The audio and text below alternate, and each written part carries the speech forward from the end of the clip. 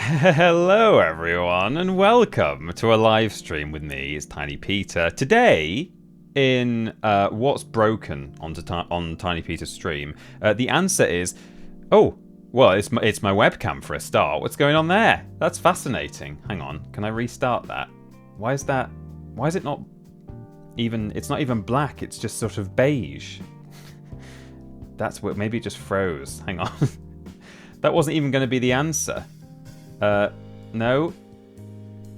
Yes. No. But the answer to the question is. What have you done with the controls, Gromit? Well, yeah. There we go. We're in. The answer is the alerts box, but for different reasons. I am at a loss, an absolute loss. I've got the actual browser URL that you're supposed to paste into your OBS for the alerts to show up, and if I go to that in a browser, it works. So it's not even Streamlabs screwing me over like it has done on previous streams. It's OBS. I understand you're quite expert in a collection of Canuts. Why? Oh yeah, here we go. It's a Monday stream with Master Jedi Tiny Peter Austin. It was broken Hello, before. How are you? How was your weekend? Love the new episode of Worst Games Ever on Wait, Patreon. And why is loved it your working? latest video on your channel. I mean, I'm overjoyed that it's working, but it wasn't before. Maybe it only works if I'm live now, but that I don't think that's a thing. I think it should work when you're offline. Hang on, let me do a little test, one of these, a little follow.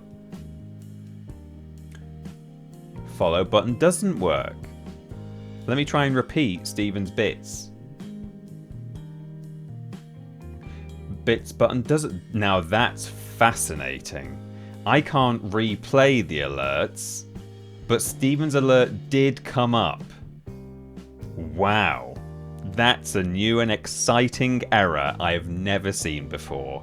So anyway, thanks Stephen for at least Are you cheating? Are you cheating? I wish I knew the cheat code to fix it.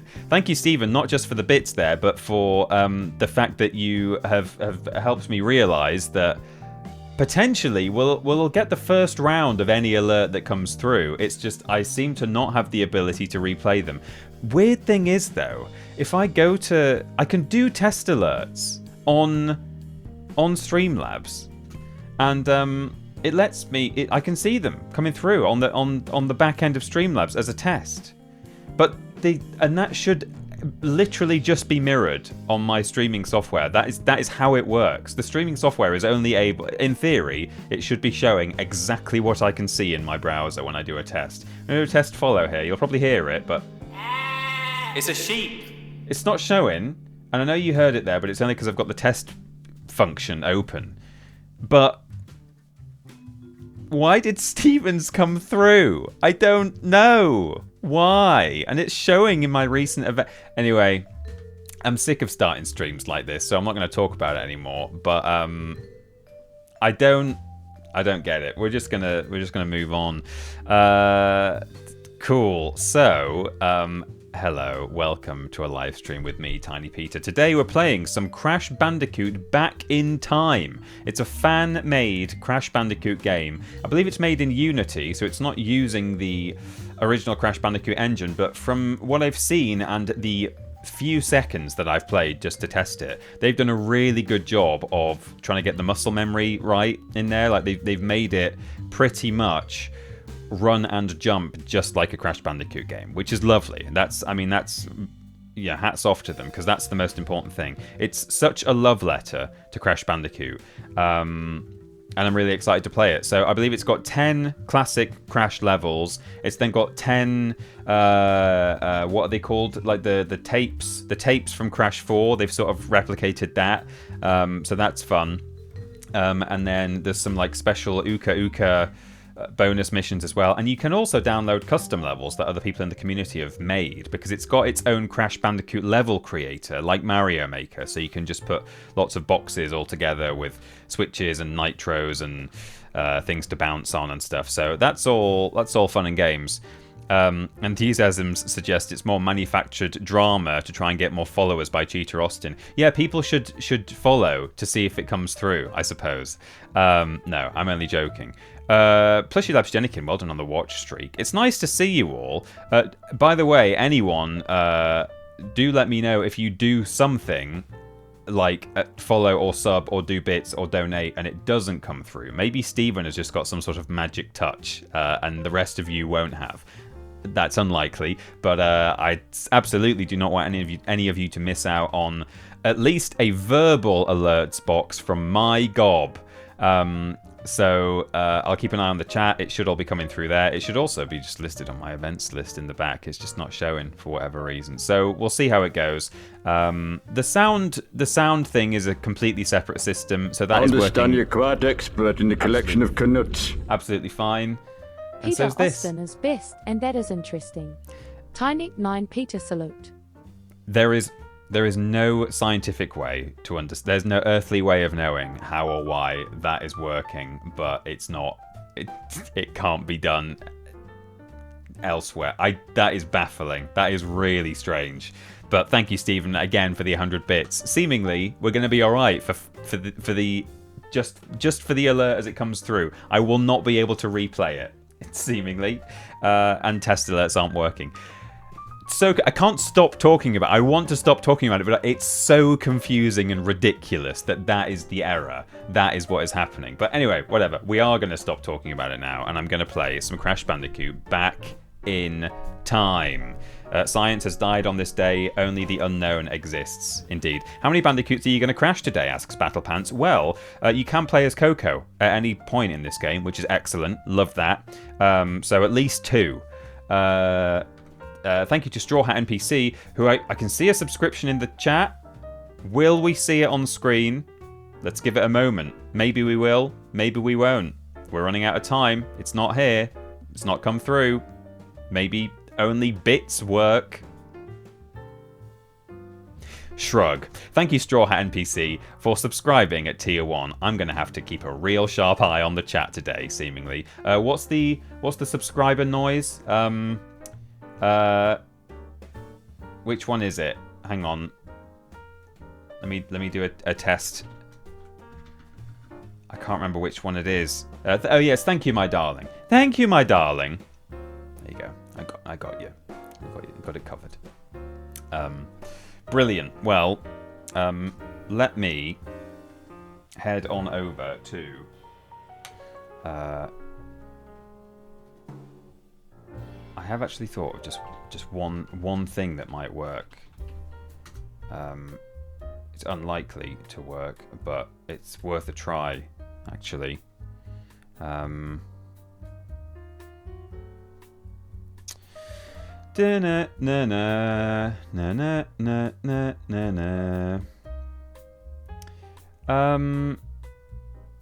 this? Is this going to fix it? Almost certainly not. But there we go. How's that? No, it's not. Good. Okay. Wonderful. Well, I'll keep an eye on the chat. I'll give everyone a big old shout out as and when things happen. I'm so sorry, everyone. Again, this one feels like it's kind of out of my hands. I don't think I've done something stupid, like, you know, forgotten to just put the alerts box on screen. It's just behaving completely and utterly strangely. Whatever. Too late now. So I'm going to run an exe that I found on the internet and just trust that it's fine. I have tried it already and it seems to be okay. But, you know, I may have loads of malware on my PC now, and that's, you know what, it's worth it to be able to play 10 levels of Crash Bandicoot that I've not experienced before. Okay, here we go.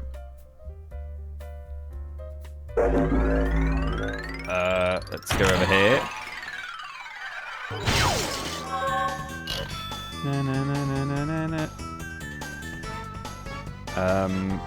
Here we go. You see that? You see that?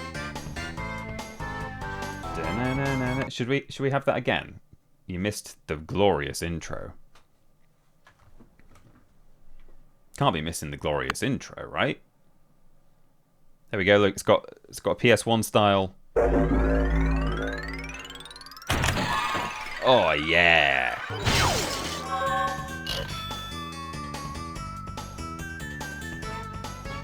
So here we go. This is Crash Bandicoot Back in Time. Controller doesn't seem to work on the front menu, but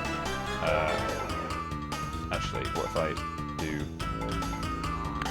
Yes, there we go. Cool. It's a bit cut off, isn't it? Clearly, it's. Well, that's not right because it's supposed to be square. It's supposed to be 4x3. Why is it a weird shape?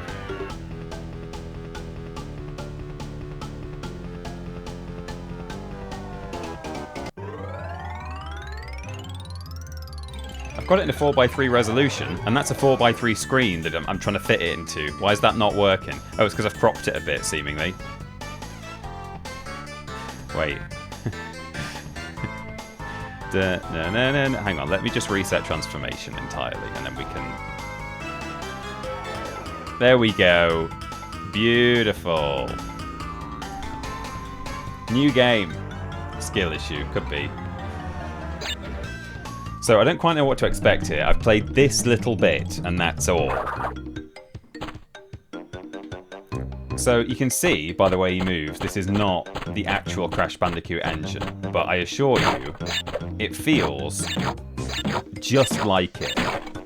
They've gone with the 5 bounce on the stripy crates, rather than 10, which is a nice touch. That came in later, and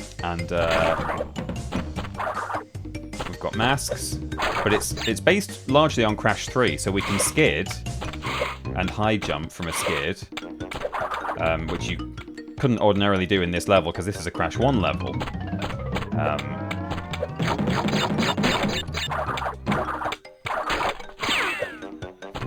Beta stream is coming together beautifully. Yes. Camera angle in the game is a bit off. Yeah, no, it is, but I think it's partly just this level. It kind of starts a bit strangely, but from what I can gather from a little bit of footage I've seen, this is just a kind of a prequel level, a little bit. Here's Coco. I think if I spin her, I can be her.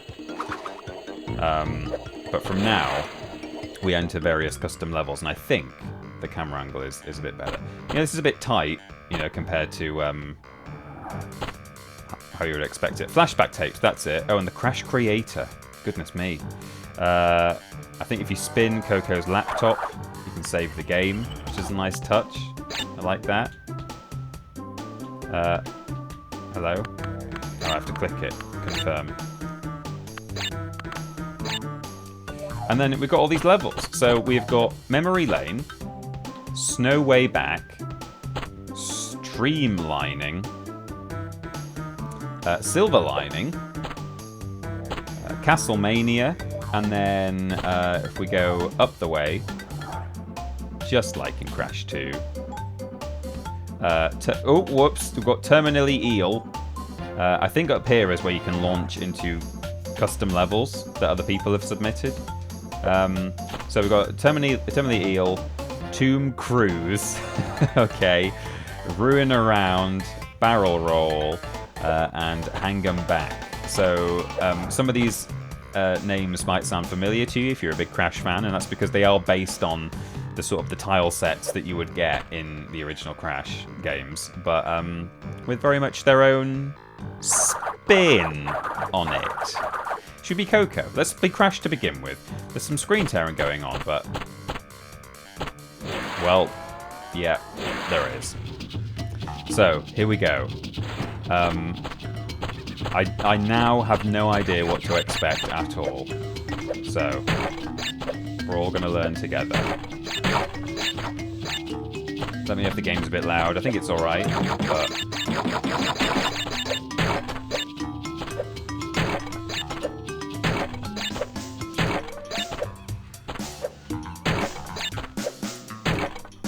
aha, I knew there'd be something nice in there. So we've got these boys, these armadillos. Has there ever been an armadillo-related Neo-Cortex creation? He should have definitely... I mean, it writes itself, doesn't it? The pun name. It could have had armor. Oh, okay.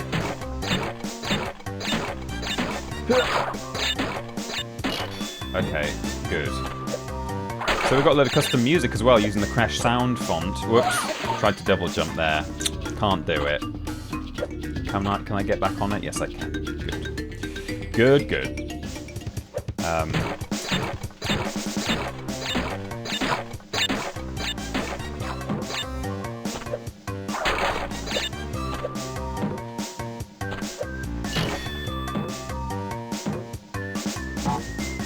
Oh no, I left a life behind. Sad face. So it's fun to be playing what feels like original Crash Bandicoot, but to not necessarily know what I'm doing and where I'm going. You know, it feels fresh. Oh, yikes! Forgot that's how they work. That sort of bonus round platforming would mess me up every time. I'm sure of it. Well, that is what the flashback tapes are like. They are just basically crate bouncing puzzles, or technically, according to Crash Bandicoot 1, these are called boxes, not crates. Because if you miss them at the end, it says, "Oh, great, but you missed 5 boxes." Everyone calls them crates, don't they? Because they look like crates. Anyway, box bouncing fun coming in the flashback tape. Here's a flashback tape. So yeah, this is a mechanic that's been lifted from Crash Bandicoot 4, the most recent game in the series. You pick those up when you find them in the level. In Crash 4, you have to get there without dying, and technically I've done that. I know I fell off the bonus round, but that doesn't count as a death in sort of traditional Crash, so maybe that's the same here. A nice low poly bird there. So you reach that tape in 1 life, otherwise it vanishes, and then it unlocks a special level that we can access later. No one is suggesting that the... Oh, I've lost my 2 masks on the bonus round, so never mind. No one has said that the game is too loud, so I'll assume that it's not. I think I've kind of got my stream set up now, where if it sounds okay to me, it's probably okay to you guys. Thereabouts. So... But I can knock it down a couple of dBs if you need if you need that. I only got a few of the flashback tapes, but Crash 4 was a bit much for me generally, unfortunately. It was very tough. 3, 4, 5. I got there in the end. Oh, I don't know what this is. This is a something. It's one of the collectibles. That was also a Spyro collection noise there, I think. There we go. Got the gem as well, so that's 100% completion, apparently. Go us. Yeah. Oh, you collected an invitation to an Uka Uka trial. You can access these levels from the basement by standing in the middle of the warp room. Now, I think as we unlock flashback tapes and Uka Uka trials, we'll do them as we go rather than save them all for the end. Otherwise, the end of the stream will just be back-to-back me doing tricky platforming levels, whereas it might be nice to sort of interweave them and like mix them in with the rest of the stuff, so we'll do that. But yeah, Crash 4 had a big, sharp difficulty curve. Dr. Goblin, it could have been the French love boss, Amordillo, or Dio. Yeah, it could. That would have been good. Right, flashback tapes. Flashback. Ooh! 0-0, presumably. So here we are, flashback tape. Oh, it's in the underground mine background from from Crash 1. This is what the Brio and Cortex levels used to look like. Now this one might be a relatively simple tape to start us off with, but I think they're going to get pretty tough. 1, 2, 3, 4, 5.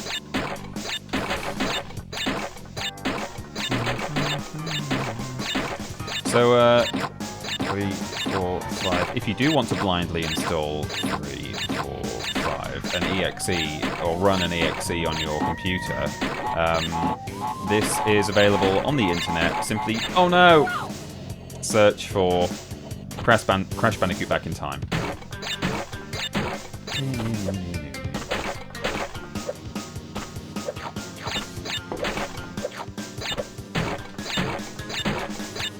It does feel very true to the original. If you do have that original Crash trilogy muscle memory, you can tell that it's been rebuilt in a different engine, but this feels far closer than 1, 2, 3, 4, 5 than the Insane trilogy, for example, ever did.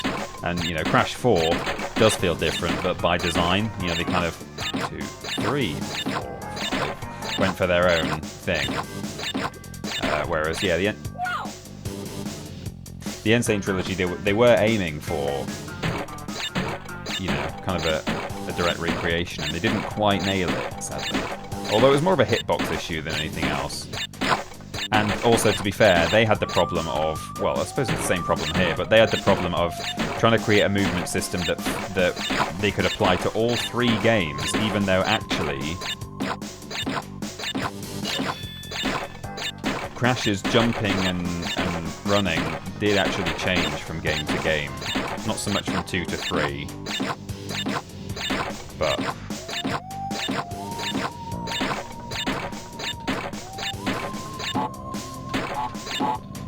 right, here we go.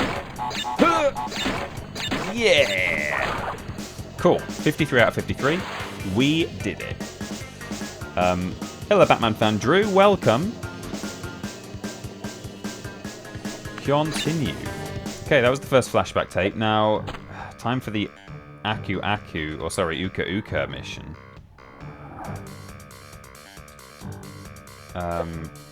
Here it is. And there he is, hanging out. He's just sitting there motionless in the back. Oh! Can I place him on my face? Not quite. So this is interesting. I think this is inspired by... I think these came from a later game. I don't think this is a fully original idea, but as you'll see, once we get ourselves an Uka Uka... I did it wrong there, but you can basically unlock a double jump, and it's sort of it's given the appearance of Uka Uka zapping you in midair, and so Crash goes, oh, and he bounces in the sky. But really, it's just a double jump system. But that's fun. I like that. So, oh, okay. Where am I going?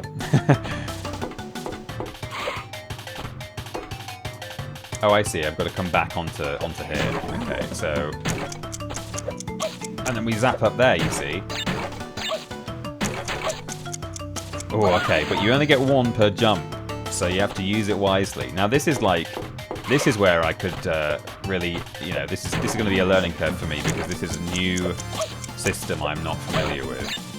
Also, I'm trying to bounce off crates, and if I'm pressing X just a couple of frames too early, he's zapping me just as I touch the crate, so I just lose all of my jump. I need to make sure... No, see, if I'm trying to bounce... Maybe you're not really supposed to bounce off crates when you've got this mask, because he is just going to zap you, and then you've just lost your double jump. But we'll see. No. Spin the 3 in the air as I come across.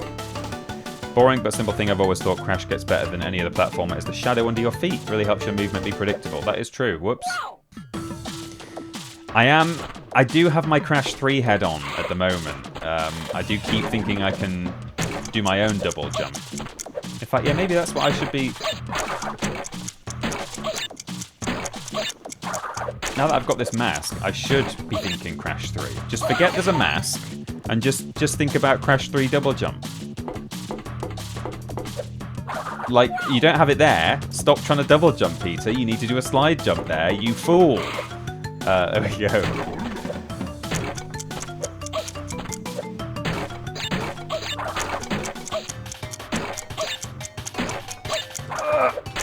Okay. Oh man, you don't get a lot of distance though. You don't get a lot of distance out of it. As I say, I'm having to just come to terms with this as I go. Work out exactly what I can and can't do.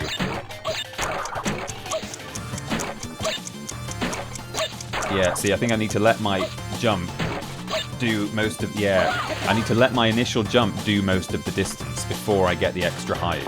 So it's not so much... I think the instinct is to want to double jump at the peak of your jump, but actually you've got to make sure you've travelled far enough first before you do it. Use them to just get up the lip of a thing you're not going to be able to reach otherwise. There we go. I'm getting it. I'm working it out. 10 seconds. I got a relic. Exactly. Down to the millisecond. Did I get the relic? Did it give it to me? Yes. Okay. Good. Pro Gamer Pete Rostin in effect. Yeah, just about. So, cool. We've got, I think, 5 of these to do. Yeah. So we'll be back. I imagine they'll get pretty tricky. But that's nice, isn't it? I like how there's collectibles. So this is Snow Way Back. Let's play Coco this time. We'll maybe alternate.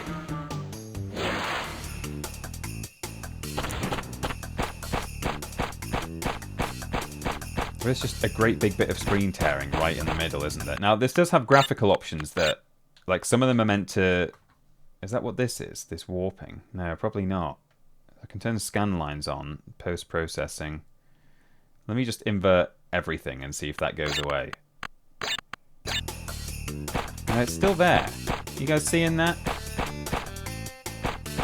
actually. It's not so bad on the stream. Maybe it's just my monitor. I can't see it on the stream feed. Maybe it's... Obviously my stream feed is a lot smaller than a full screen monitor. Can you guys see that though? Like it's about... It's down here now. Kind of warping around. But maybe it's just not showing up on for you guys. It might just be a me issue, which is fine. I don't mind as long as you guys can't see it. Let me just pop these back how they were. Platinum trophies. Yeah, platinum relics. Yeah, absolutely. Yeah, I should go for the platinum relics, shouldn't I? I would have thought the warping was on purpose to make it look like a PS1 game. The warping is, yeah, no, that's right. But there's actual kind of screen tear. Well, it's not really. I thought it was screen tearing when I was in the warp room. There's basically just a line, kind of. It's a bit like a screen tearing line. In the middle of the screen, but whatever. Oh, there, see, it was quite bad there. Yeah, for me, it's all over the place, but hey, if it's my monitor, that's absolutely fine. If you guys aren't seeing a really obvious line right across the middle of the screen, then clearly it's not showing up on the stream, so that's fantastic news. Clean here. Great. Thanks for confirming, Nigel on live. I think it's my monitor, which is alright. Okay, so we've got ice physics here. We've got some crushy logs. I love that the Sprash community, as they're known, because there's a lot of crossover between Spyro and Crash fans. I love that they're doing this kind of thing now, making their own stuff. I mean, I guess there's probably been, there's probably been a bit of modding and customization been happening for years and years, but you know, it's now a lot easier, I think, for people to do their own stuff. Like this just has an inbuilt level creator, which is fun. Well, it's a fun idea. I've not tried it, but I assume it's a lot of fun. There's the tape. And then, as I've mentioned previously on other streams, there's Spaghetti Spyro, the Spyro modding tool. What is that? Can I get down there? Oh, look, it's got a little cocoa box. Oh, that's nice. We'd rather have a bowl of cocoa box. That's a lovely touch. Yeah, I see you. I see you, little collectible.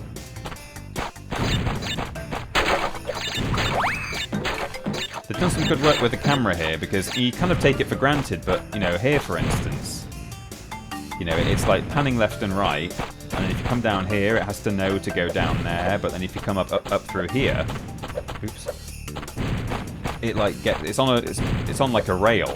I've seen some of the behind the scenes stuff on Crash modding, and there's like a line going all the way through the level. It's like a camera track, you know. Either it's your monitor or you've gone mad. Well, if I've gone mad, then I've gone mad pretty badly, because it's very obvious to me. But yeah, clearly a monitor issue, which I don't care about. Oh no! Oh, okay. Still got my mask.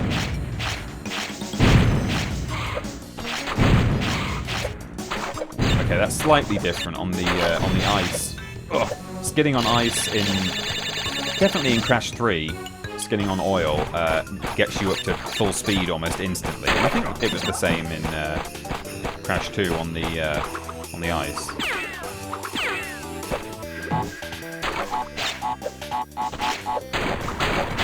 Oh,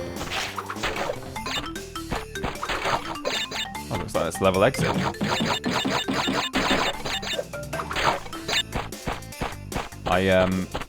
Oh, that's slippy. Okay. Oh, lost control for a minute.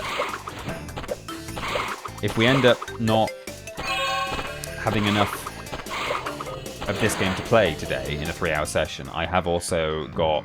I didn't want to bring one of the full original games along, because, again, that feels like something I should stream. The results have been incredible. They have. Thank you very much, Nigel in Life. I'm pretty proud of myself. I didn't want to bring one of the original Crash trilogy along as the backup game, because I want to give those their own thing. You know, I'll do proper playthroughs of those, I'm sure, at some point on stream. So I thought, well, what can I play that I don't necessarily want to do a full playthrough of. And I thought, hey, Crash Bash, that gets boring after half an hour, doesn't it? But is, you know, maybe kind of fun for...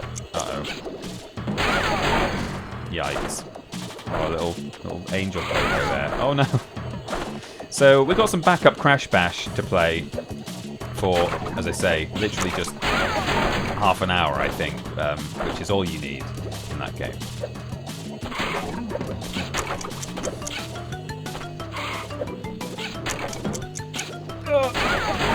Okay. That feels like... I'm trying to do the double jump before I picked up the box. No! Stop!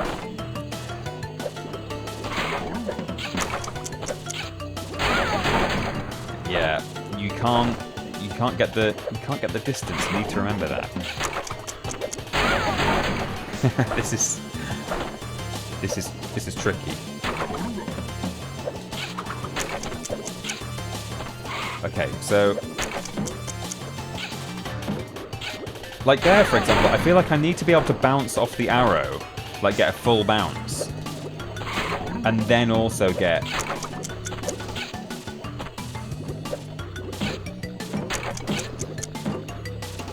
Okay, if you're holding it when you land, then you get what you would normally get out of a... Oh, yikes, okay. You can get the bonus bounce off any crate if you're holding X when you land, which I don't think is the way it used to work in Crash as such. Maybe that was always the case, and I've just been doing it wrong all my life. But see, in situations like that, I would press X as I bounce off the crate, and I would get a boost out of it. So that's a level of muscle memory I'm going to have to undo, unfortunately. But we'll get there.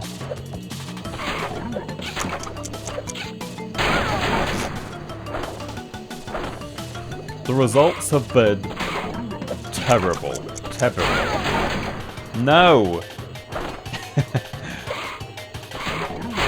Oh, okay, well that was just a slip, wasn't it? That was just... Oh, so was that. Oh no! Stop doing that. Okay. Do I detect a tear of frustration? A little bit. Is everyone laughing at you? I hope not. No. Okay, well I can't get up there now. Is there another button? No, there won't be. I was going to say, is there another button to activate the Uka Uka bounce? Because I'd like to be able to use the X button and just get a normal crate bounce off a crate. You're clearly supposed to be able to do it, because if you hold, because you can't get up that arrow bounce without doing an X press on the arrows. It's like pulling teeth, this, isn't it? I have to drop off now. Have a lovely Crash Bandicoot back in time. Bye all. Thank you for coming by, Larger Than Life. What does it do with the mask if you hold X after the double jump and bounce on a crate? Is it activating the mask jump immediately, or is it just very precise on the timing? Hello, Lord B. Welcome in. God, I can't even get over here half the time. So...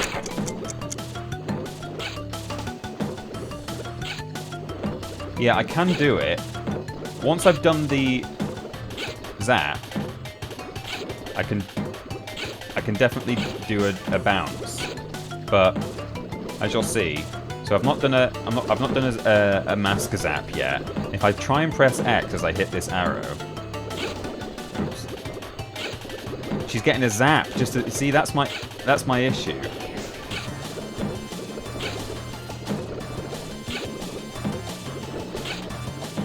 But if I hold X when I land, then I get the full bounce. But see, I don't think that is traditional Crash Bandicoot controls, which is why it's throwing me off. That's one thing they've not... So they've got the physics right, but down to the X presses, I'm pretty sure that's new. So I'm having to like completely undo a very, very deeply ingrained instinct.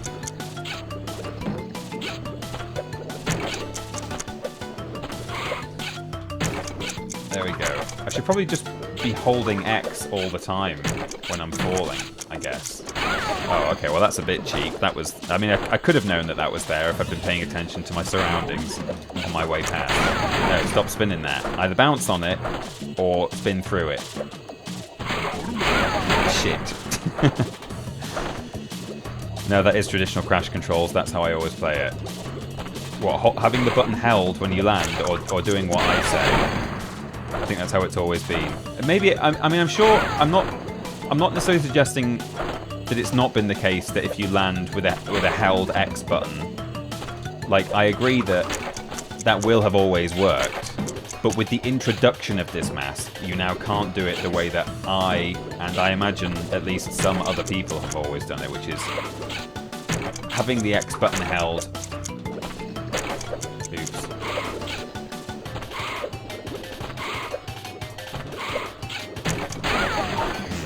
No, need to be bouncing off that one to get up there.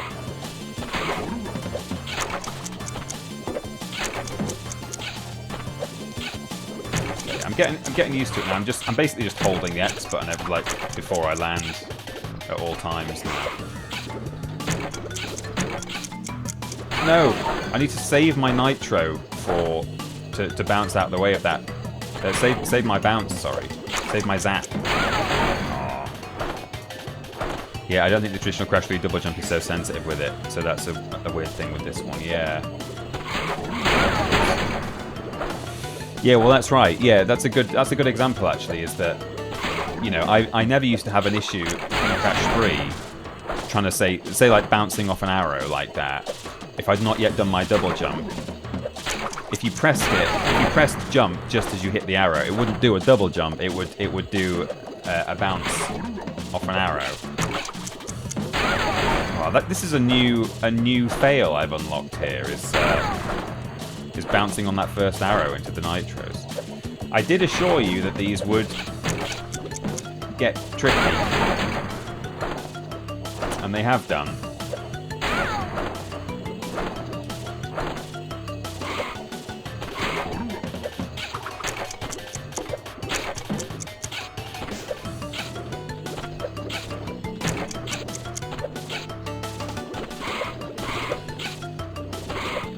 Well, there goes my relic. Let's see if we can finish it, though.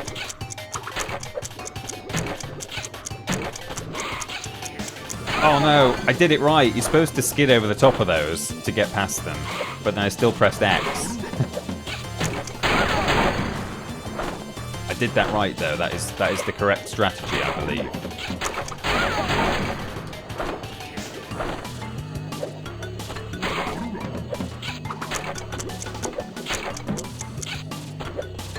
No, see, that's me trying to bounce off the crate. Okay, there we go. Right, skid, jump.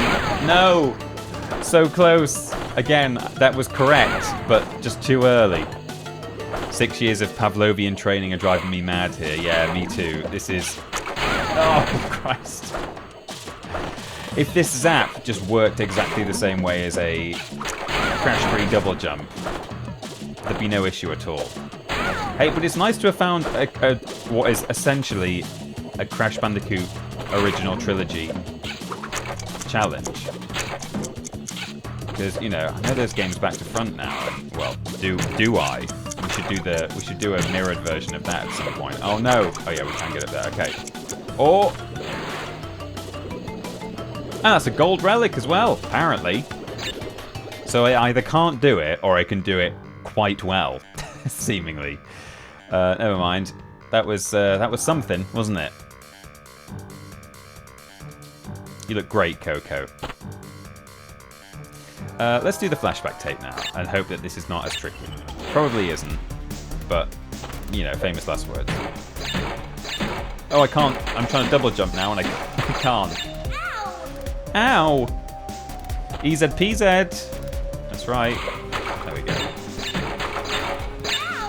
No. Not like that. Oh, she's still spinning when she's coming down. Hang on. No! She walked off to the left. Broke every rule of video gaming. Run to the right, Peter. Oh, see, I think is the spinning also lasting like a couple of frames longer?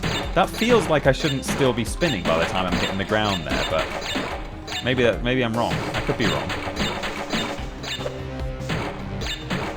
I stand by the fact that they have done a great job of getting the jump height and the run. Oh, I think I might have dropped an input there because I did press X.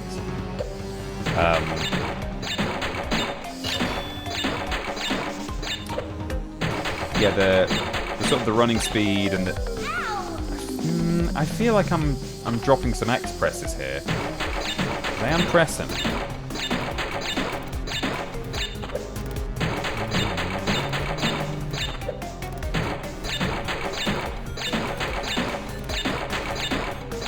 Nice. Okay.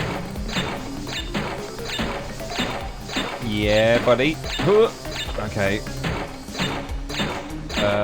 Okay, hang on. Yeah, I saw what was going on down there, you cheeky one.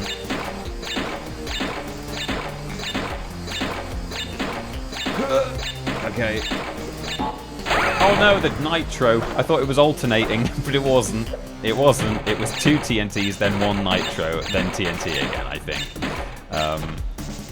Trying to read the chat at the same time. Oh, Peter playing Crash, nice birthday treat for me. Well, is it, Rye Wi-Fi? Because I'm playing some tricky fan Crash here. I'm actually losing lives doing this, am I? Or is that me gaining a life? My life counter just came up. Do you lose lives on these?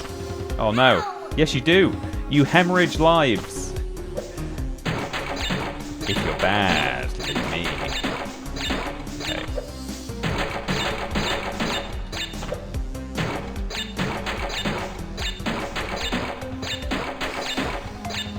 Okay, cool.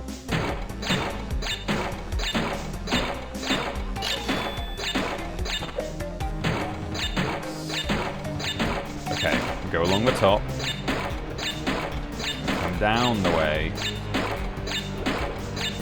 We go to the far boxes. Back again. And then we actually check which ones we're trying to land on here. There we go. 64. 64 Zoo Lane. That's a gold trophy right there. Hell yeah. Okay, crash time. And we're going to streamlining. Oh, is this going to be based on like the up the creek and stuff? Oh no, it's these ones. Do. Okay. We're going to get the hippos.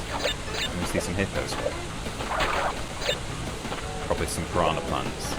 Whoops. It could be.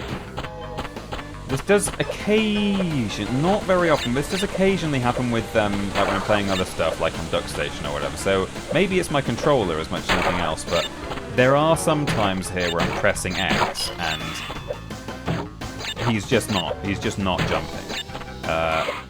But maybe it could be a controller issue as much as, because it has happened when I've been playing Spyro and stuff. Right, okay. Whoops, that was on me, really.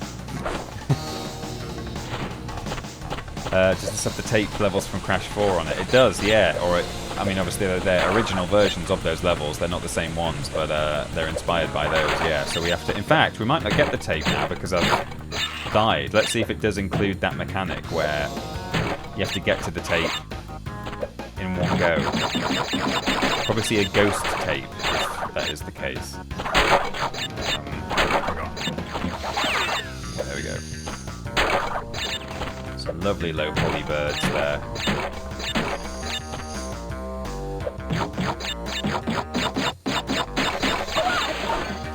Got to start the top first, haven't you? You don't want the bottom to blow out, as it were. Or I could spin the top box, couldn't I? Spin it out of the way. I think it's when I'm trying to jump within a few frames of having landed on a platform. I think he's got just a tiny bit of recovery time before he'll accept his next jump, which is longer than you would expect it to be in actual Crash. I think that's what's happening here. It's not happening. I don't think it's happening to me when I'm, I've been on an area for a while and I get to an edge and I try and jump. I think it's only happening when I'm landing and trying to jump again. So just need to be aware of it, I suppose.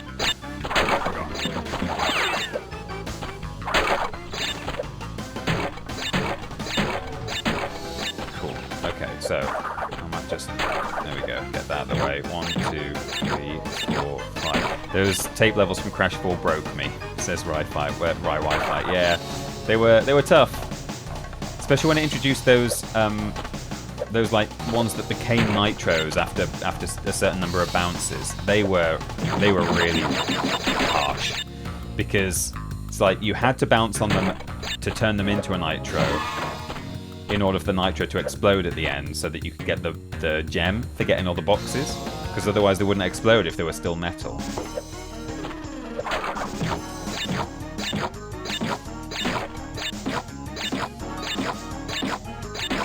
Hello, Nate. Good to see you. It is a poor carpenter that blames his tools, yeah. Unless his chisel is dropping an X in per occasion, then I think it's fair. That's my assessment.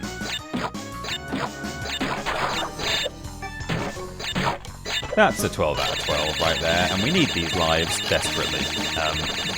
Oh no, that's about to go. Okay. Yeah, see, there it is. It's as you land and then try and jump. So you have to just stop a little bit.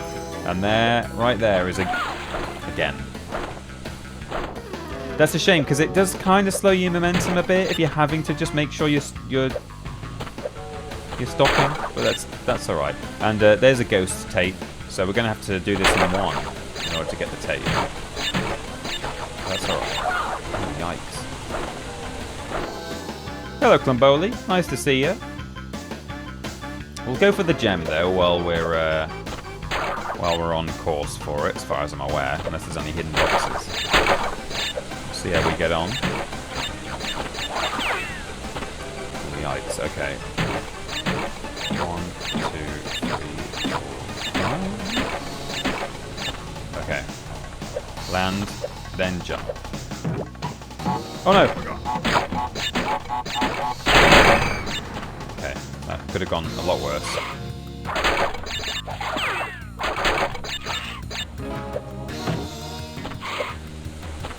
Cool. Oh. What have you done with the controls, Gromit? Yeah, well, yeah. I do blame Gromit.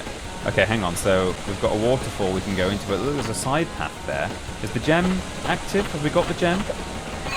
We have. Oh, this is where we're going to find the wonderful, cannot wait for. There it is. The Uka Uka level. Uka Uka is free. Oh no, it cannot be. To quote Crash 3. Felt like an extremely appropriate time for that. Yeah, bang on. Bang on. Right, we're going to quickly head back in and just try and reach that tape without dying this time. So we're not going to worry too much about hitting all the boxes.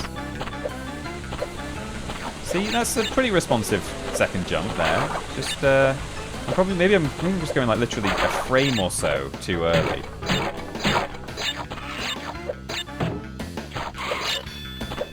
I mean, I can stop and get all the easy ones, I suppose, because I need as many free ones as I can get.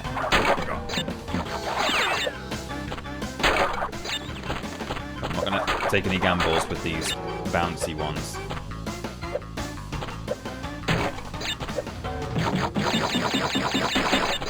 Okay, checkpoint. We'll do the bonus again, just to get the lives, because we need them. And it's okay if you fail on a bonus. It doesn't make the tape disappear.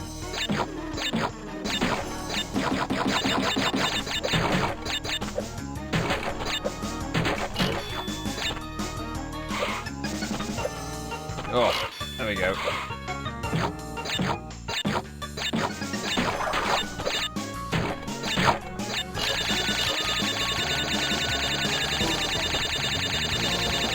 Oh, there it is. There's the tape. Let's not stuff it up now. Stop. Jump. Tape. Good. And I think once you've got it, well, I'm pretty certain once you've got it, even if you die, you're golden. So we should be all right. Oh We could have had triple mask. I've not tried triple mask yet. So we'll have to see what that's like at some point. Have I got my... Yes, I got me tape. We're good. Not doing very well, are you, me old pal? Do you really want to win? I'm doing my best, Straw Hat. Desperately sitting on the not doing very well button, waiting for me to fall in the water. I'm quite right too. Right, let's try not to.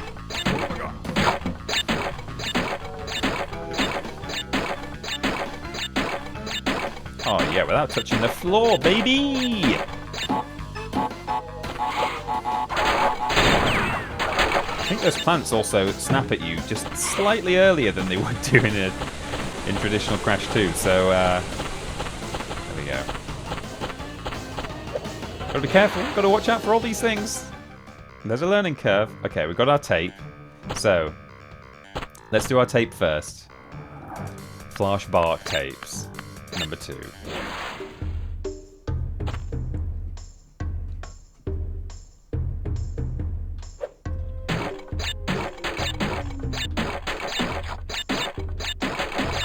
I've got the Crash sound font on my my Fruity Loops, my music making software. I've got the Crash and Spyro sound fonts.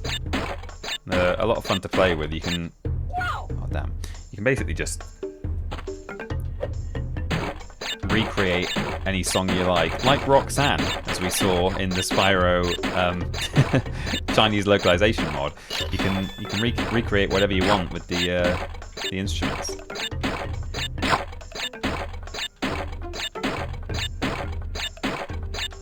And you can be really lazy, just download a MIDI file that someone else has already made and just swap all the instruments over. 3, 4, 5. 2, 3, 4, 5. It's Cheska. 3, 4, 5. Hello. Welcome in, Cheska. What about your streak? What's wrong? 4, 5, 2, 3, 4, a 5. Boing boing. There we go.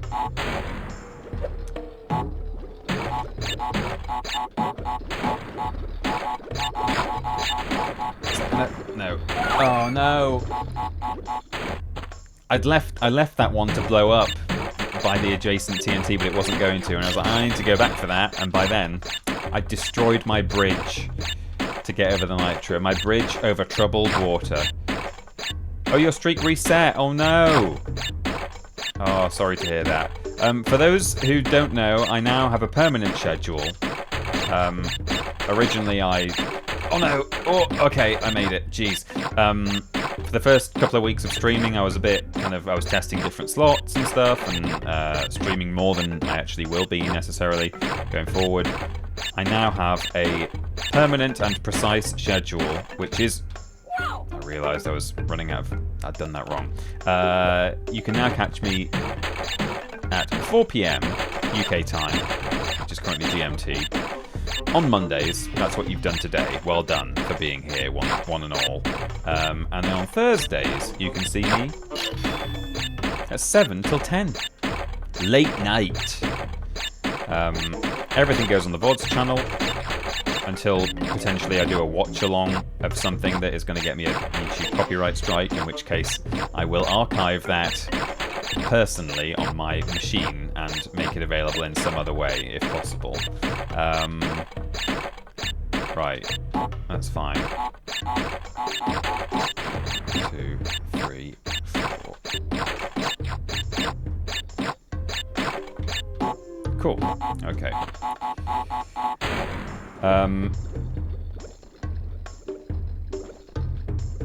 Yeah, this should be fine. I think they're separated enough, aren't they? So I can just go like that. Oh, yikes. Can I get up there? No? Oh, that's alright. There's a bouncy boy.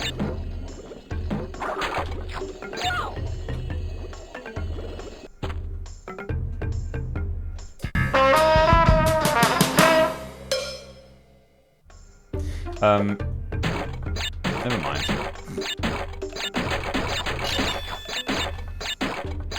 So that's when you can see me twice a week here on Twitch.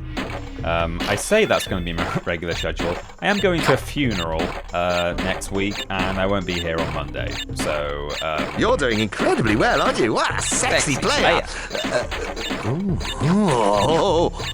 Thank you very much to Stephen for the sound alert there. I get stressed watching this, says Shreddy Murphy. Well, try playing it.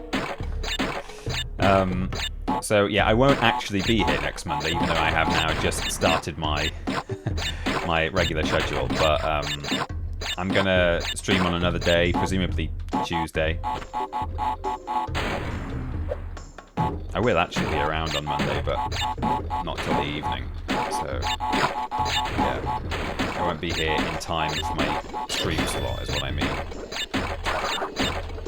Oh, that was dangerous because he does. I do think he spins a few frames longer than I'm used to here, so I could have just crushed the box beneath me as I landed. Right, here we go. Boom, 84. I played the crap out of Hogs as a kid. Oh my god, these channel point redemptions. Hey, go nuts. Maybe you've not got any channel points yet, but they're great. I only included a few. The ones that seemed vaguely relevant. So sadly, there were some really good ones. I think I've said this before already, actually. But there were some really good ones, but they specifically mentioned the color of the team who he's talking about, and it's like, it doesn't really make sense in the context of people like ragging on me as the streamer. But you know, grey uniforms, grey performance, and so on and so forth. Oh, Christ. I mean, even just that is an intimidating opening shot to me. Right, here we go. Oh, that's a long jump. No, there's not much to do over there by the looks of it. Okay. Okay. Oh, can I skid over that? Yes. Against the clock, remember. No. God damn it. My favourite line was one of the Japanese pigs saying something like, "I'm tired and this gun is heavy, leave me alone." Yeah. There's one of the German soldiers is just really cross that he's being asked to do anything. Is there no easier option, Open Stompenführer? And what else does he say? He says, he's like really mad when he's dead because he's like, he's basically saying like, "I told you." I can't remember what he says actually. I can just remember his sort of screeching voice. I'm gonna have to pull it up now. Hang on. German Hogs of War lines.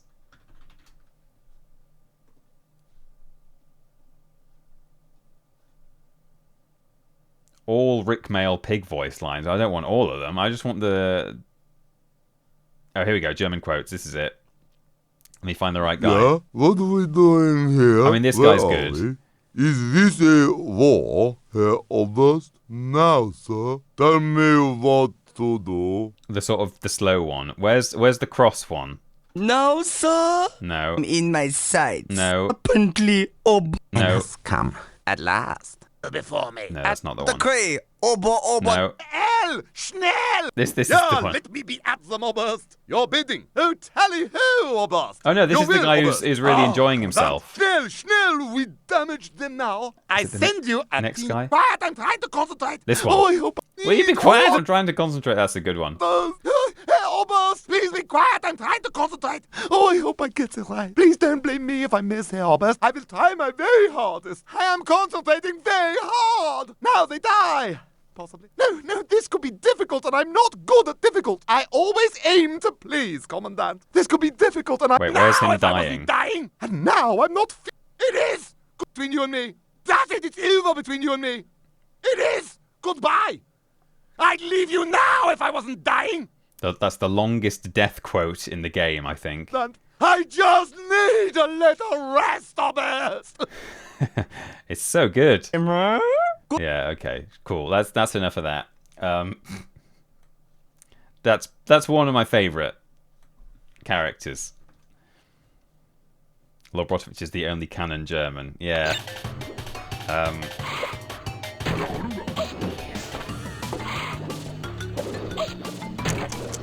I do wonder if any of them bordered on racist. I mean, some of the Japanese ones did. But I did once have, you know, a relatively reasoned and respectful conversation, I think, when playing Hogs of War on stream, like Triple Jump. Like, it's interesting, isn't it? I'm not even disagreeing and saying it's a bad thing and that I wish it wasn't true, but it's interesting how it seems sort of okay to make fun of your neighbours, but the moment you get too far away, I guess it's not actually to do with geographical distance, it's to do with ethnicity, which happens to also vary by long distances, you know, and that's, so it's kind of, the distance is a correlation rather than a cause, but yeah, the further away you get from your own nation, the less okay it is to kind of do, to make fun of or do caricatures of, like, other people. And as I say, I'm not complaining, saying like, oh, you know what, we should all vote to make it that that's not, you know, I want to be able to do a Japanese accent, is not what I'm suggesting. But I just think it's interesting that you play Hogs of War, and I would turn off the voices, but only if I was up against the Japanese team. But I was like, hey, you know, all these like silly French and German characters, hell yeah, you know, that's fine for some reason. And yeah, as I say, I guess ultimately it's kind of tied to ethnicity, and that's where it becomes more, you know. But it's just interesting, I think. Like, I need to spin on those arrows as I land on them because that stops you from jumping. Yeah, American and Canadians making fun of each other seems fine. Americans making fun of Mexicans doesn't feel great. No, that's a fair point. And actually, you know, Americans and Brits are geographically quite far away. So yeah, again, it's ethnicity really. Although, you know, I guess you could argue, you know, what's the difference between like UK to Spain versus or to like, you know, Catalan or something versus American to Mexican in terms of difference. From like an ethnicity point of view, I don't know. It's a tricky thing, and I guess they're on probably like historical context has a huge bearing as well. So yeah, once again, I'm not bemoaning the fact that I can't do the Japanese voices on Hogs of War. I find them very tasteless, and I'm only too glad to turn them off. But as I say, I just think it's interesting from a societal perspective, really. Right, I'm probably dreadfully running out of time here. Yeah, of course, if you do that, it's going to bounce you again, Peter. If you jump on the crates once you've cancelled your bounce, it's only going to do it again.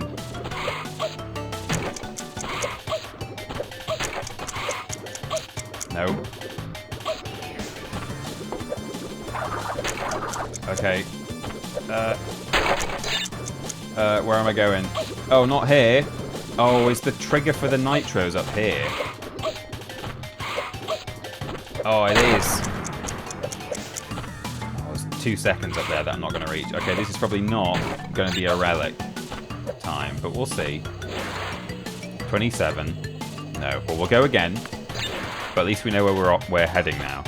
Spicy Rikers, hello, welcome. Thank you for catching a live stream and for chatting. It's lovely to see you. Lovely to have you here. Welcome, welcome. Spicy Rikers, I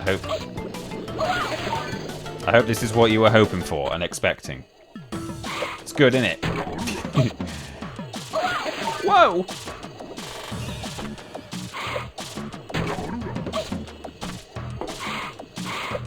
Never actually did a I am live now social media post. Right, spin, jump spin. No. No, no, no, Peter, we're not. No.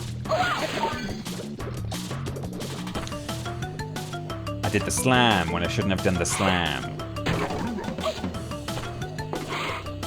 No. Hey, yeah, check out the full VODs archive as well. Suggest Streamlabs, Spicy Rikers, if you've not. I mean, I guess by the very fact that you specified catching a stream live implies that maybe you have caught a VOD, but if you haven't, got a whole VODs channel there. Just doing a quick quote tweet to say that I'm live right now, because forgot to do it earlier. Hey, live now.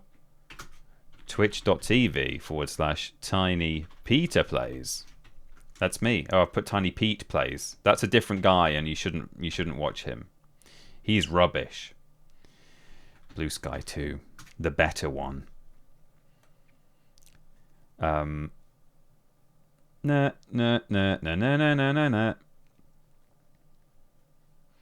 I also put out a video on my channel on the weekend.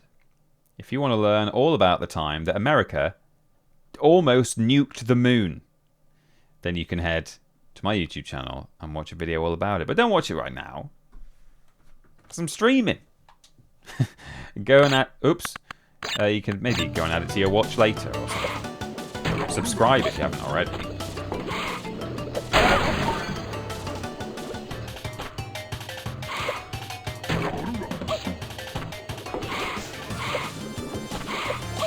Right, off to watch it again. So don't go. That is very on brand for the US. I know. It felt like an all too convenient time for me to be... Oh, forget it. I'm not going for that 2 seconds. Oh, wait, I didn't trigger the... Oh, god damn it. I grabbed the 2 seconds but didn't hit the trigger. Yeah, it felt all too close to home to be doing a video on that right now. But, you know, it's like... Not for 70 years has America wanted to nuke the moon. They first wanted to do it in 1958, but potentially 2027 I can see it happening as well. 2026 even? Hey, no, this is the whole USP of this channel is we forget what year it is. It's not... He is not president, and we're here enjoying a lovely Y2K. Ed Miliband is currently president. Is he? I can't remember what year. Probably a bit late for Y2K. It's probably Tony Blair still, isn't it? Which is not, again, you know, geopolitically, it's not something I really want to think about. God damn it!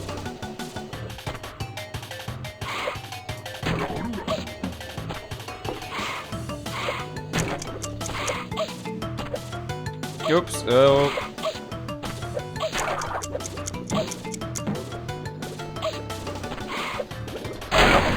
That's quite tricky to just get under there even and not bonk your head.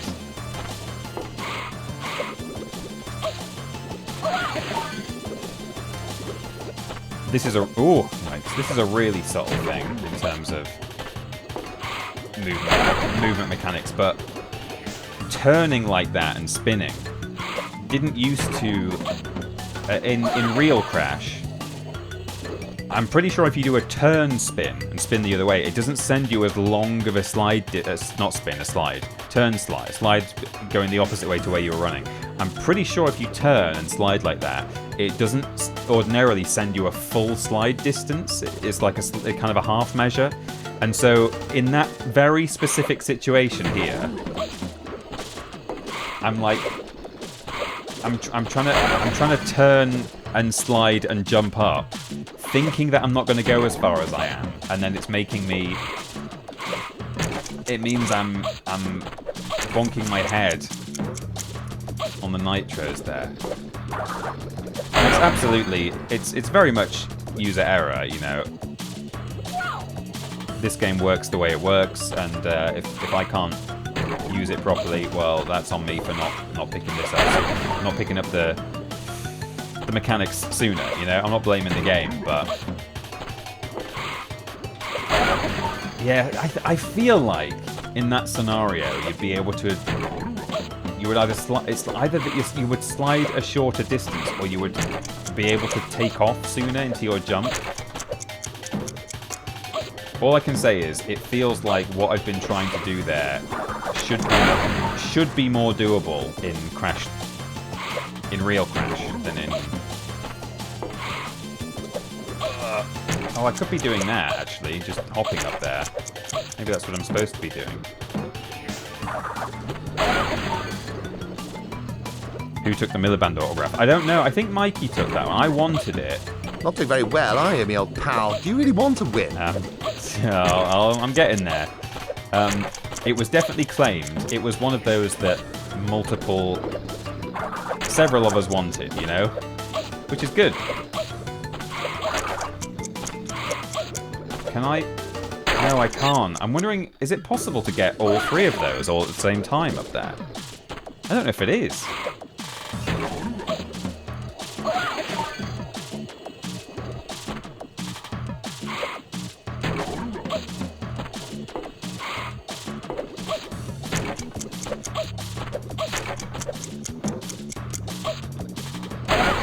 I need to be holding jump as I...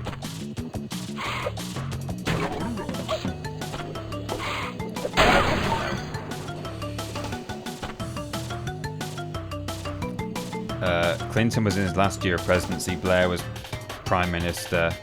In what year are we talking here? The actual turn of the millennium? Yeah, maybe. Ed Miliband's bacon sandwich is Prime Minister. Yeah.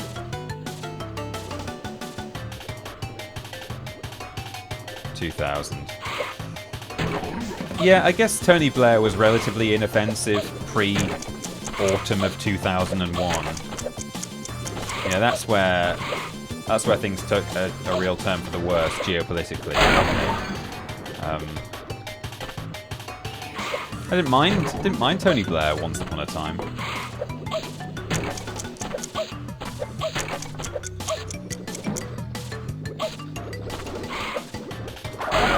Maybe I can be sliding across there as well, not jumping. I should try that. I am actually kind of pleased that that these are taking me a little while because. Okay, well, yeah, I mean that helps. I only have to do 1 spin cancel. I might try implementing that now. Yeah, I'm kind of glad these are taking me a bit of time because I think a full playthrough of this done by someone who absolutely knows what they're doing on YouTube. Oh no, I forgot to do this. It only takes them like less than an hour to do the entire game. So I was like, is this gonna be? I was like, I'm sure it's gonna take me longer than that just because I don't even know the layout of the levels. But shit! Oh fuck! Slam! Hello, Death89. Welcome in. Just a reminder to anyone who's been here since the start, and a not reminder, but an announcement to anyone who's arrived more recently. Alerts box is being weird today in that seemingly anything you do that should generate an alert is generating an alert the first, like, in the usual way, but I can't then get it to repeat it. And none of my test alerts work. They only come through the first time. So if so, then that's fine. Everything will come through as it should do. But the fact that it's being weird makes me think maybe they're not all coming through anyway. So if you do subscribe or even follow or donate or anything like that and you don't get your dues from the alerts box. Oh, Christ. Oh, yeah, there's something about... Oh, god damn it. There's something about this turning and spinning that is a bit different. Which is fine, but... the fact that I just did that like 5 times in a row, and every single time I just tried to do the same thing again, I'm convinced that that is fractionally different. Which, again, as I say, that's okay. It's not a complaint, but... it's just, it's a risk, isn't it? Okay, sure, let's go for it. Will I get the... Oh, I feel like this is... No. Oh, no, I got caught on the step. Oh, god damn it. So close. Okay, so we don't really need the 4 seconds that are by the nitro switch, but we'll get there. Tied off Dan, hello, welcome. That's okay. Whoops.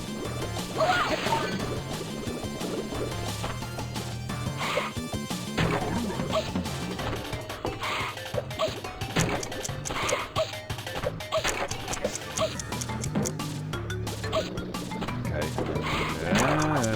Yeah, and then... yes, okay, cool. That's even better. Slide, jump, zap, and then jump into that. Don't get caught on the step. That's 15 seconds. That's actually a gold relic. So, again, I either can't do it or I'm quite good. Hey, why is that? Or is it not a gold relic? That looked like a normal relic behind me there. Oh, well, whatever. Or maybe it shows you what the next available one is. Oh, it was platinum. Okay, great. Well, it's actually a platinum relic, so, you know, I either can't do it or I'm the best. Anyway, it's time for silver lining. No. Oh, it's a, that's the futuristic music from Crash 3. But this level type is from Crash 2. Cool. I like how they've blended stuff in this. One thing I have seen, and you will have seen if you saw my stream announcement on social media today, is that they have, in a couple of places, they've like blended they've blended a few of the mechanics really well in an interesting way. And seemingly, well, maybe I won't even spoil it for those who don't know, because it'll be a nice surprise if you've not seen it. No. Oh, god damn it. Oh, god damn it. Well, we might get the chance to get that later. I was trying to destroy the top block before I... No! Ooh. Right, let's get that. I saw some invisible boxes back here. Go back for them. Oh, we have another chance. We still failed. That was maybe not possible at all. Okay, here we go. I knew these were here. There we go. Speaking of which, will you also update the Twitch schedule? I will, yes. I've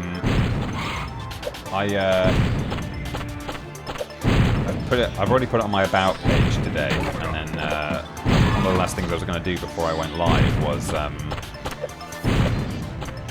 update the actual schedule tab, but then I realised my alerts box is broken, so I've been trying to fix that. Okay.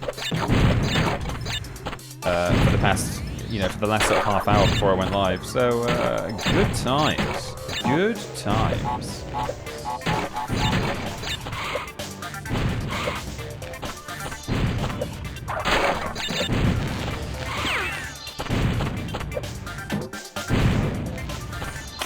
Okay, that's the tape. It's good. Did it all in one.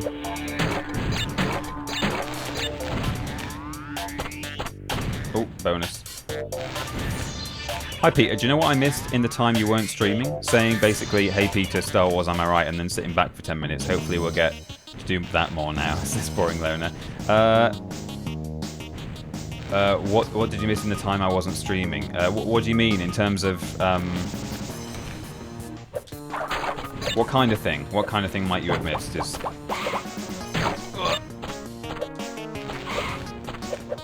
Oh, I see. I understand you. I thought those were two separate thoughts.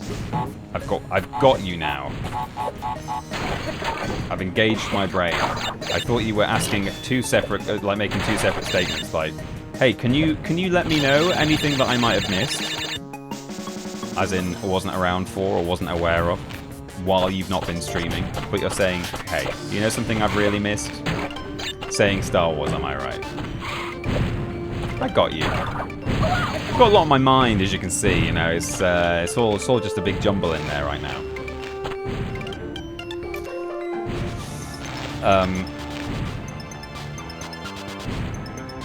When we say, "Hey Peter, Star Wars" on Ashton streams, nothing happens. Well, yeah.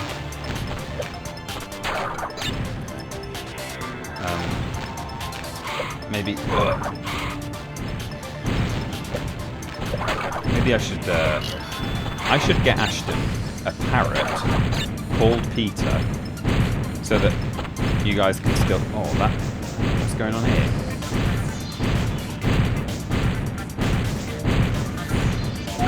Wait, what? I'm just staring at that, like trying to work out if that's possible. It must be, unless it's sort of desynced somehow. Oops.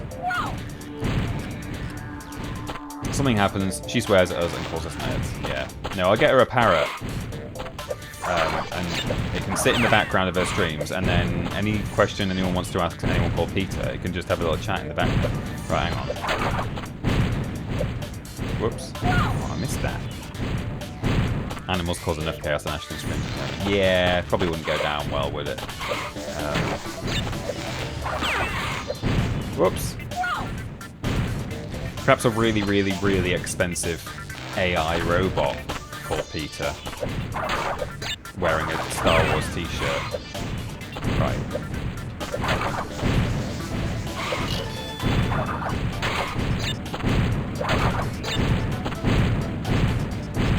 Okay, so you can be in this one, and then you can get into that one. Oh my god. Wait.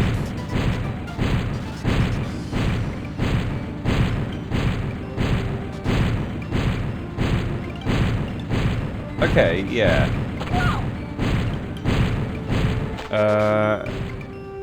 Yes? No. Peatbot. When I was at school, I must have mentioned this at some point.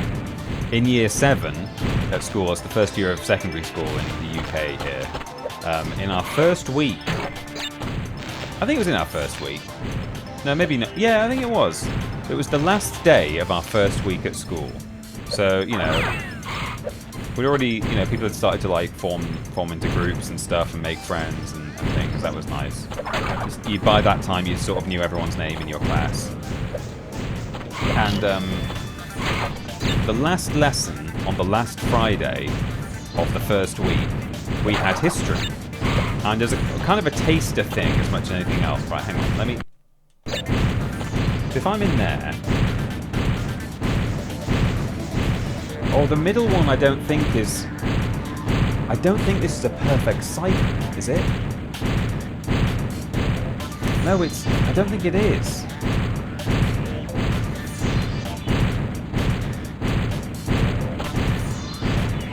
Oh, I don't know. I'm not sure about that.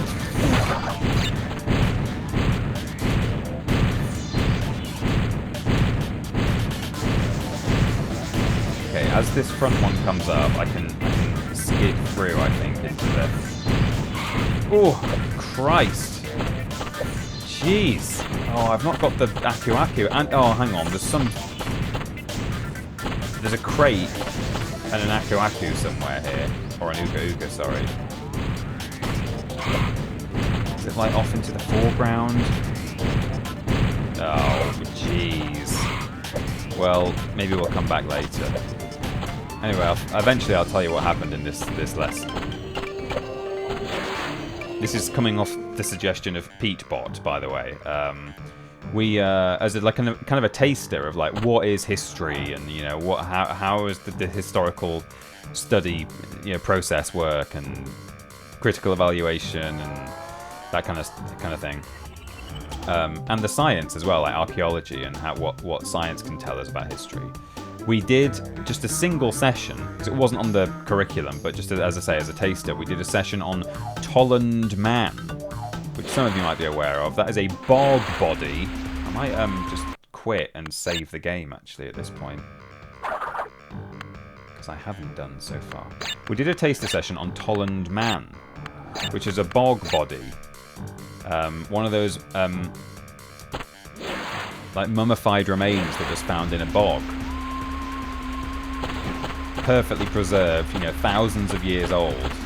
Just literally looks like he got in there the other day, except for the fact that he is completely 1, 2, 3, 4, 5. Just from head to toe, just completely black. He's been in peat, P-E-A-T. But they have like preserved hair and stuff. Really interesting stuff, and several of them have been found. Sometimes there's like a few ice bodies out there as well. But Tolland Man was found not just in a bog. Specifically, for these bog bodies to be preserved, they're typically found in peat bogs. P-E-A-T. Anyway, from that day, from that session on, for probably a week or so, I developed the nickname Peat Bog. just because of Pete. Fortunately, it was kind of affectionate. I think I didn't ever get the impression anyone was taking the piss,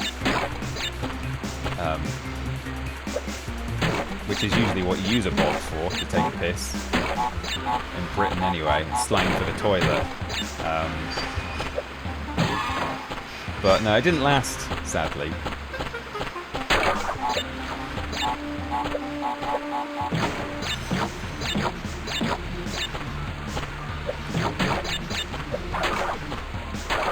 This is a bit slippery climb now, isn't it? If you know you Crash 1. And some lizard boys wandering around over there. We used to teach Tolman in Year 7 history, says Daniel. Thank you for chatting. It's interesting. Maybe it was on the syllabus. But I'm sure we only did one session of it. Perhaps that was just something on the syllabus, like, you know, it suggested that you introduce your Year 7s to history by talking about Tolland Man. You can still rebrand this channel, yeah. Pete Bog Plays. Peter Boxton. Oh, he's still spinning when he lands. That's not right. It shouldn't be like that. Do I have my glasses up here? No.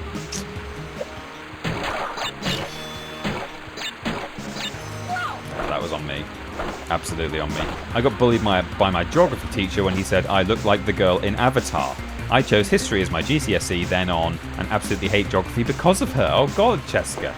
You look like the girl from Avatar. As in the blue one, the Navi. That's not right, is it? Can't be saying that. I mean, she's an alien for a start. I can't remember what their ears look like, but I think they got weird ears. Okay, 18, thank god. I did A-level physics, and in my class there was a girl.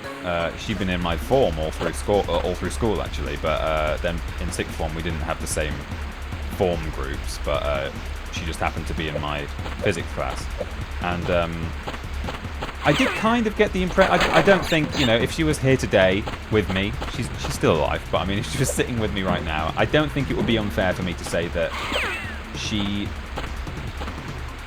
wasn't like big into physics and kind of took it as a choice, but I don't know, kind of as a bit of a filler, maybe. Like, you know, I think she wanted to take a couple of subjects and then was like, I'll take something else, I guess physics.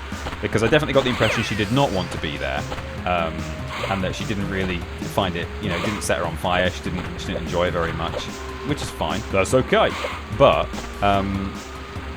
her first name was Daisy, I don't know if I've said that already, and because she didn't always like pay a huge amount of attention in class, and once in a blue moon she would be late to class, my physics teacher used to call her Dozy, which, you know, I mean, hats off to him for coming up with a decent pun, but whatever the context, even if it's true that she's not really like, she's not in it for the love of physics and she's a bit late sometimes, I don't think it's really okay to do that, is it? You can't just be a teacher and say, I'm going to call you Dozy for the rest of the year. But that's what he did. Teachers are shit, aren't they, sometimes? And sometimes they're not. Sometimes they're great. My other physics teacher, because we had two for some reason, they would sort of split the duties. I used to go and help out once a week in his Year 7 science classes, because I thought it would be good for my CV, you know. And maybe I've talked about this before as well on something at some point, but they were doing distillation. I think it was distillation, or yeah. So the boiling point of alcohol is 70-something degrees C. So you can distill the alcohol out of wine, or you can mix alcohol and water together. You can mix ethanol and water together, and if you boil it to 70-something but not 100, then the alcohol evaporates and you can condense it out and separate the two.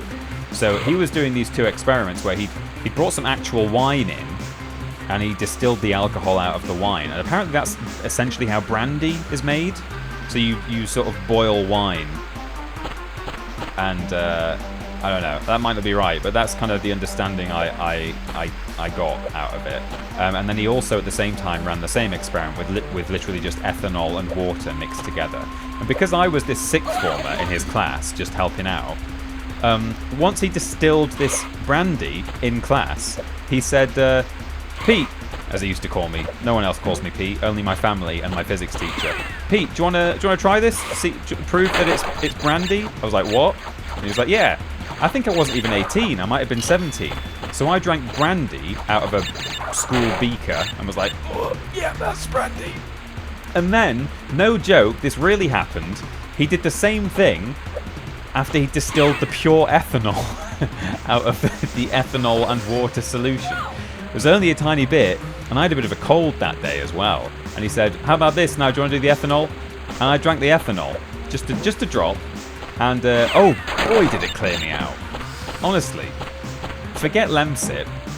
Pure ethanol, maybe it wasn't pure, it probably still had a bit of water in it or something. I can't imagine it was the perfect distillation process, but, yeah, I drank ethanol for science.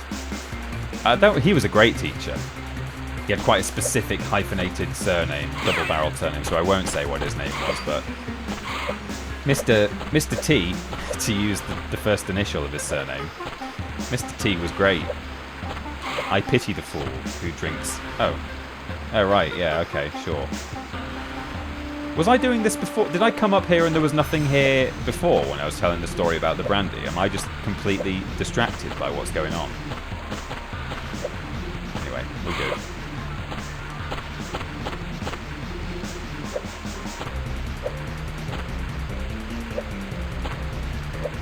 Oh, yikes. Oh, God, I thought that might be the end. The literal lawlessness of A-level teachers sometimes is second to none. Yeah. He made you drink ethanol, HR. No, he didn't make me. He offered it to me, and I said yes. I knew that would happen. I've played Crash Bandicoot before. Oh, God. Right, let's see if we can do this. Also, the tape is there, and we didn't make it. But we can always come back without worrying about any of the boxes. But we've got to get past the squishy things in order to get the tape. Oh, no! Oh, actually works.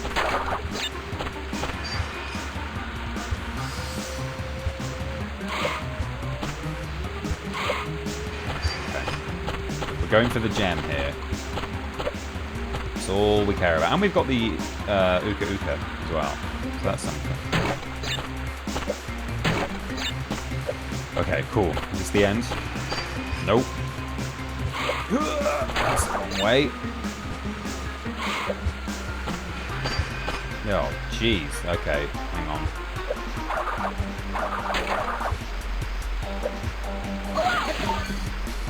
Flip! My music teacher at our school used to play Charlie the Unicorn videos in every lesson where there was a Charlie in the class. No way! Oh, God. Some of my teachers would have punched the kid in the... Hang on. Some of my teachers would have had a punch in the face if they treated an adult the way they treated the students. Some are just terrible, yeah. I did used to just quietly sit there with the dozy comment and think, yeah, that's not... I don't think you should be... That's not right. Way to endear someone into your physics subject who already clearly isn't that into it, you know?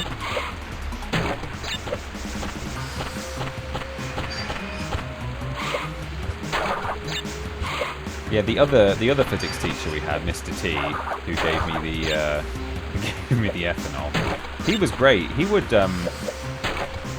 we would sometimes just spend 15 minutes in a lesson talking about stuff that was absolutely not, we didn't need to know for the exam, but he could see that it interested us.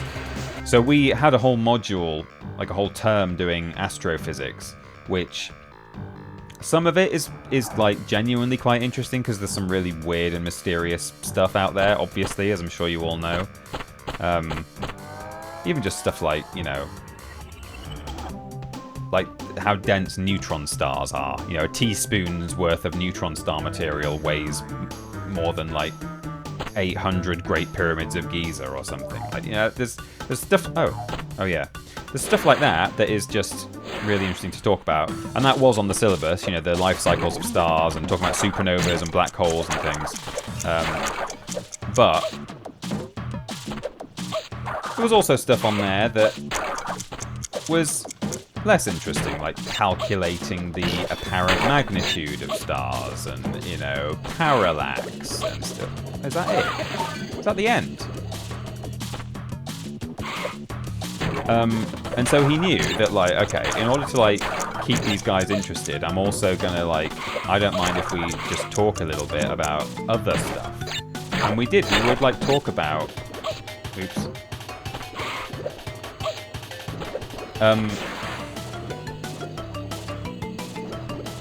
Like, you know, just stuff like the brain in a jar theory.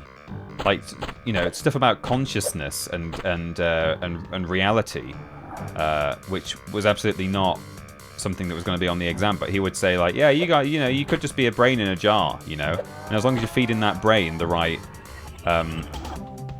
electrical signals and chemicals, it thinks that it's sitting in its office playing Crash Bandicoot. It's about time, or it thinks it's sitting at home or at work watching this guy called. Oh, damn it.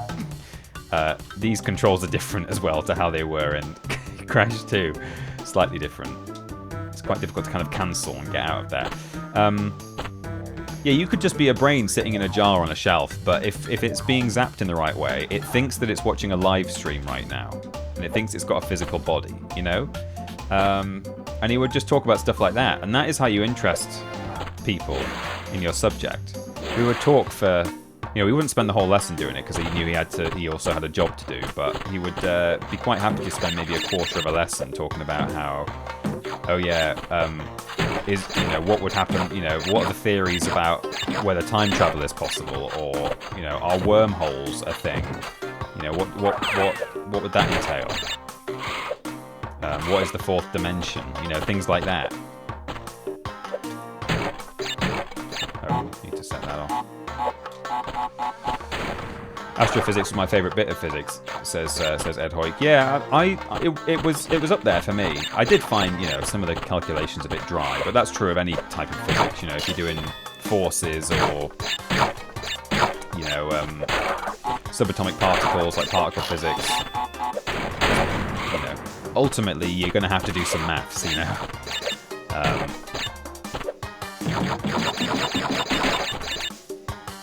You'd be buggered if you accidentally stirred in a teaspoon of neutron star into your tea. You would. You wouldn't be able to lift the mug.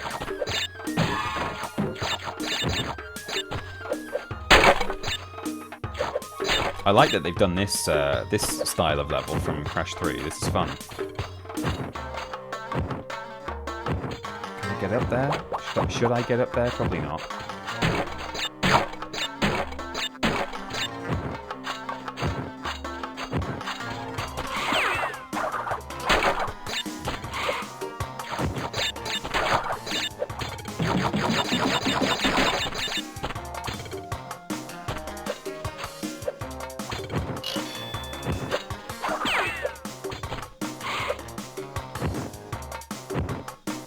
Oh, the tape. There's the bonus. I wish I was a brain in a jar, says Lobrotovich. I mean, life would be, in some ways, it could be paradise, couldn't it? You could be a brain in a jar and then just have the right stuff put into your jar so that you constantly feel like you're eating a gigantic cake. And Spyro 5 has just been announced, and the heating's on, and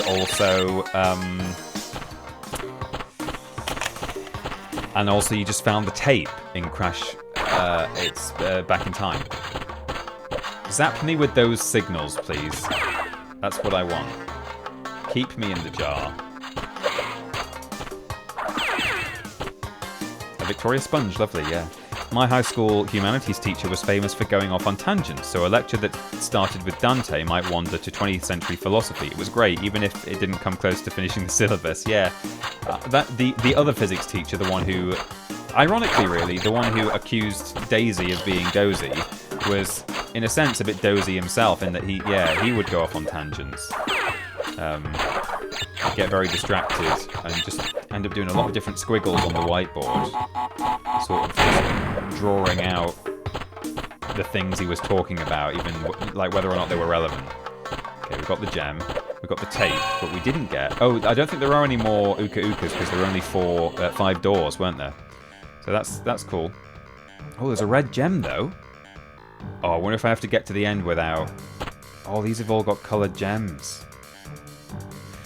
So it's either going to be hidden in the level, or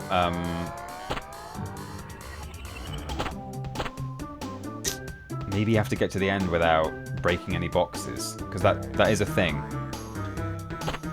I don't know.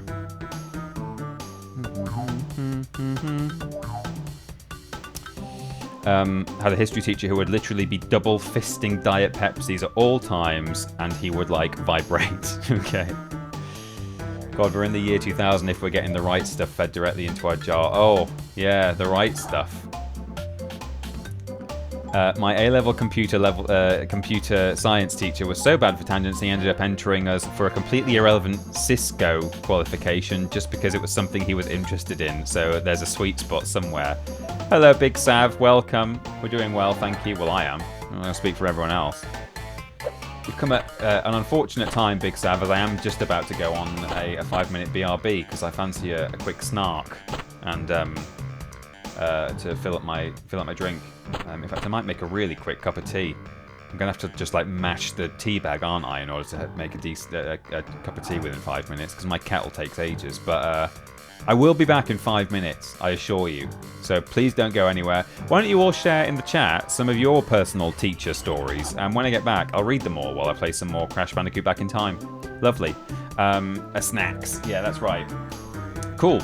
I'll see you all. I do need a drinks fairy. Usually Amy would be my drinks fairy, but she's out at a gym class at the moment. So, James class, sorry. If you don't know him, he prefers to go by that unless you're personal friends. She's with Jim at the moment, and yeah, I will be back in just a couple o' minutes. Paying the mods at the same time, I know, it's just demanding. Tell me your teacher stories. Leave them in the chat, and I'll read them when I get back. See you soon.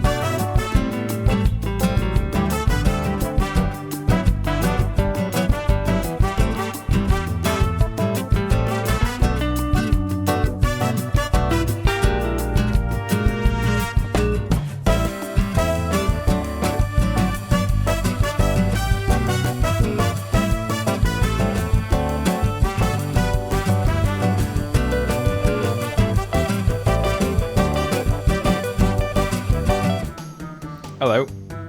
I had a better idea. Oh, we got double music. Hang on, I'll shut this game up. Stop. Had a much better idea. I made a peppermint tea, because then I don't need to let it brew. I'm a bag in kind of guy, so you just boil the kettle, pour the water in, and bring the cup of tea upstairs, so... all good. Hello, welcome back to me, streaming. My Russian teacher in high school used to be an interrogator for the US government, which is why he knew Russian. Wow. The ceiling of his classroom also had a hole in it one time, and my friend's desk got rained on. Wow, rained on. Wow, in class. That's pretty crazy. One day, when my English teacher was out, she left us an essay to write. The next day, she picked them up, stood up on a desk, and dropped them, one by one, insinuating the ones that were light and fell slowly had no work put into them.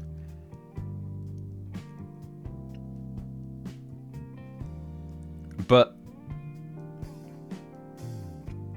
what, at random? Or had she decided, like, she'd worked out, oh, these ones, they've not, these are, like, she'd read them, decided these are the rubbish ones, and then did it?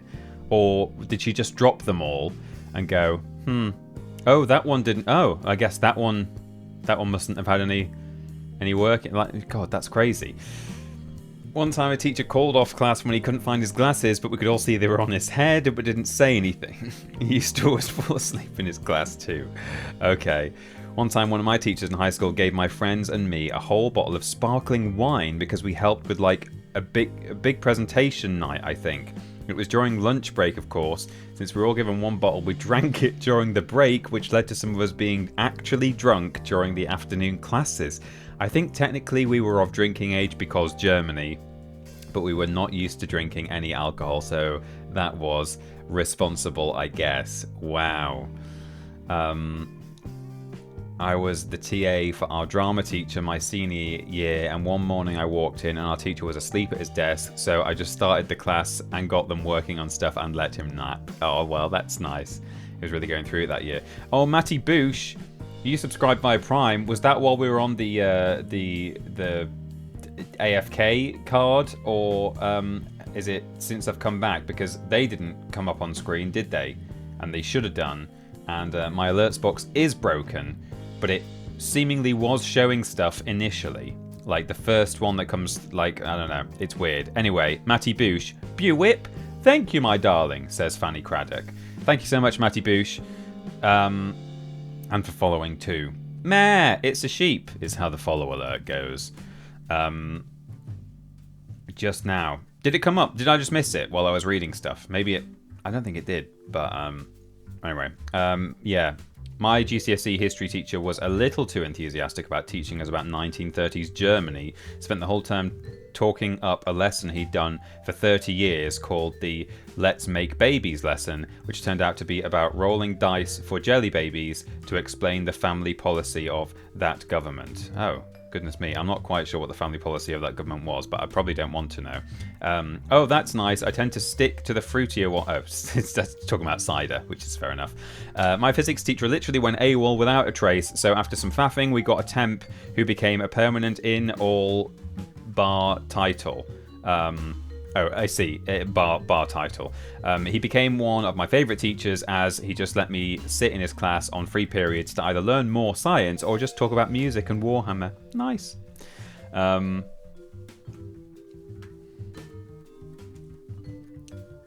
Cool. So, let's see. No, I see it in the chat, Death89. It's just I don't know if it came through on screen. I don't think it did. But anyway, hey, look, I've remembered. Full screen. We're 46% the way through, apparently.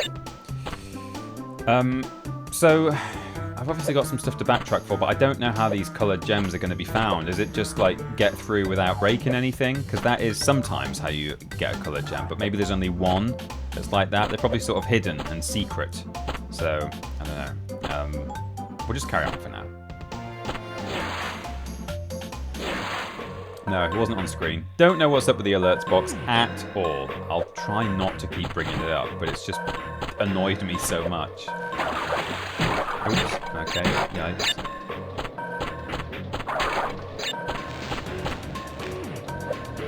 We had a teacher who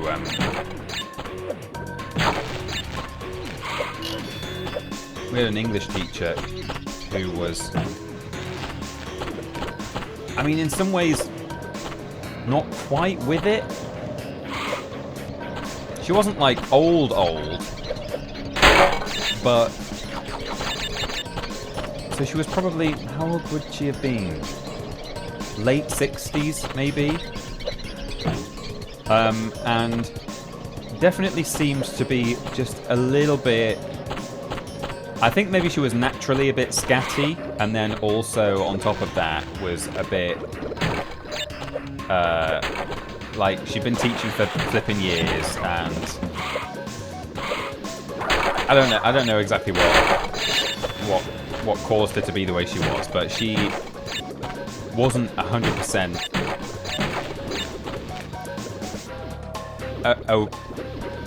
What? How can I word it? Because I don't want to make it sound like she had dementia, because she didn't.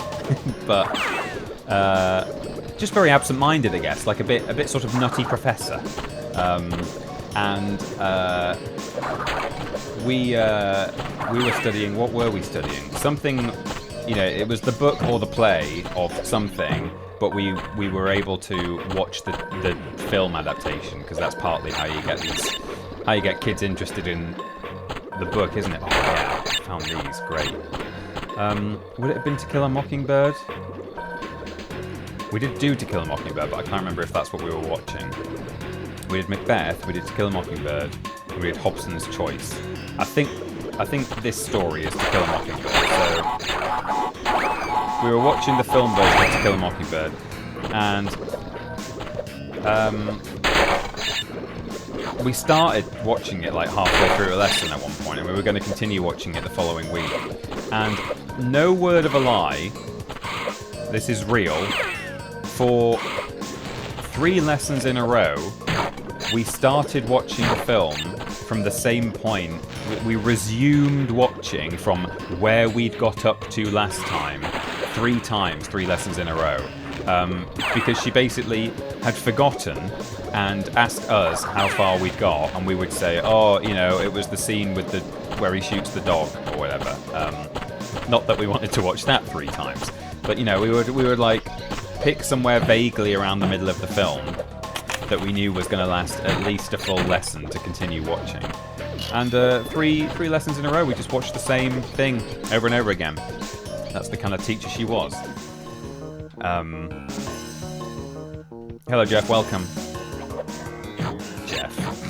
Molly, I should say, but, you know, Jeff.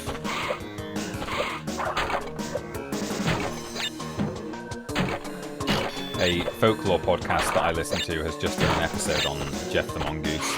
Not listened to it yet, looking forward to it. Listen to it in the gym, probably.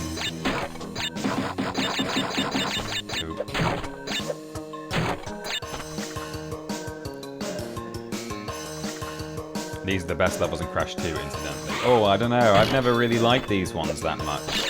Especially the bit where it splits and you have to know which way to go. It's just, you know, when you're new to the game, it's a complete gamble. Oh, can we kill this man? Yes, we can. Okay, this feels like where the gem would be if maybe we come through this level without destroying any boxes. And maybe that's what all the gems are in this game. So in Crash 1, or in Crash 2 or 3, and actually in 1, maybe in all of them at some point, there's a level where you get a gem for... Actually, I think it's only in Crash 1 that that's true. I'm going to try it, because that wasn't too tricky. I'm going to go through this level, and I'm going to try and not break anything. Oh, but we've got that wall of boxes, haven't we, to get through. But it just really looks like there's a pedestal at the end there for something, for some kind of collectible. And the fact that it's not there tells me that... Because I did it in 1 life, didn't I? I think. Maybe we can get over this wall with a high jump. Also did To Kill a Mockingbird and Macbeth, but then did an Inspector Calls. School curriculum clearly didn't change much in the late 90s, early noughties. No, I suppose not. I don't know an Inspector Calls. Oh no! Oh, okay, I made it. Right, I'm not going to break the checkpoint either.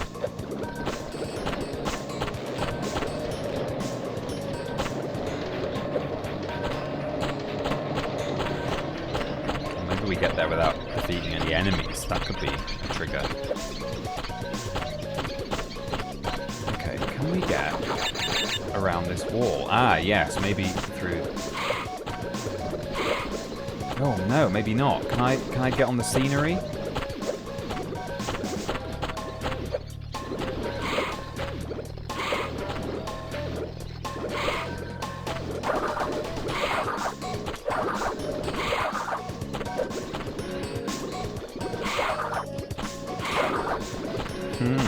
Maybe I have to get there quick. Can I definitely not get on? No, that's a clip right through that. Huh.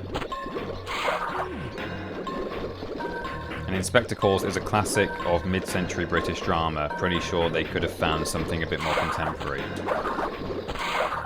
Well, that's why we had to do Hobson's Choice, because that's kind of... Well, I don't know. I don't think it's mid-century. Is it mid-century? Oh, God damn it. Well, let's go to the end now. See what happens. Maybe you have to get there without killing any enemies, and I don't know if I have done yet, but...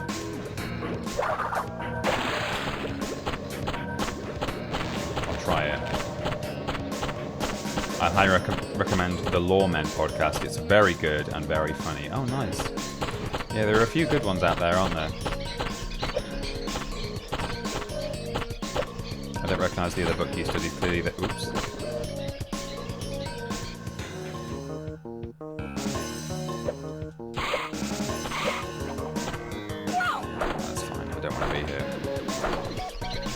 Our RE teacher showed us a Final Destination movie.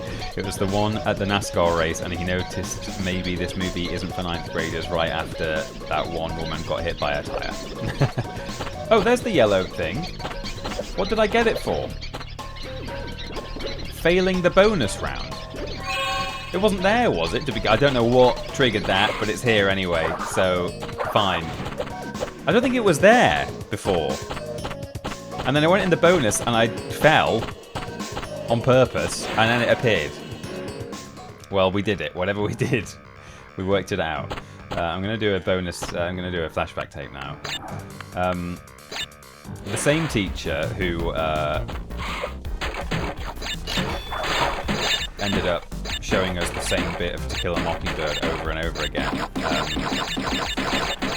In the last lesson of the year before Christmas or something, she did the classic thing of just letting us, you know, watch a film and play games or whatever, like just do nothing. It's kind of weird that when I think about it now, like, as a kid you absolutely take it for granted, and you actually feel quite hard done by if it's not just a DOS lesson at the last one of the year, but you're there to learn. Like, as a parent, I'd be a bit like, okay.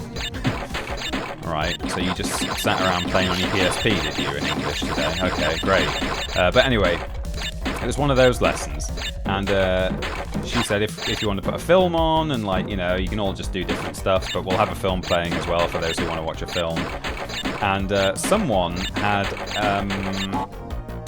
was it Bad Boys? Or Bad Boys 2 on DVD in their bag?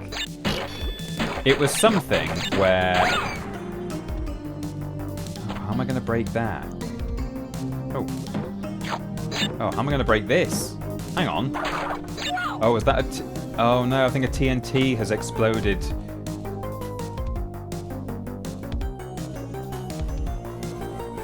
I've checkpointed a destroyed TNT. Was that always there down there? I'm going to have to restart this, whatever I do, but... Looks like that has to be blown up by TNT, and I think I hit the checkpoint at the wrong time. Anyway, it was Bad Boys or something like that, and within the first scene, or the first, like, few minutes, I've not actually seen it properly, but whatever film it was, some action film, there was a lot of effing and blinding, I believe, and, you know, guns and stuff. And she was sort of sitting at the front, kind of saying, "Oh, no, we don't." Oh, I might have just done it again there. I think it won't matter if I'm dead in terms of box gathering. Oh, see, I've done it again. I need to not grab this checkpoint until both boxes are definitely destroyed. And she basically just turned to the class after a little while of a lot of swearing and guns and stuff and just said, no, we don't want to watch this, do we? But not in a kind of, no, we're not watching this. Like, I didn't know that this was like this. But, like, she genuinely seemed to think that we didn't want it. Like, she thought we were all coming to the same realization at the same time, and we were all thinking, oh, this is sweary. Oh, no. So she was honestly looking for us to agree with her, and yeah, it was very strange. Oh no, we don't want to watch this, do we? No, we don't want to watch this, do we?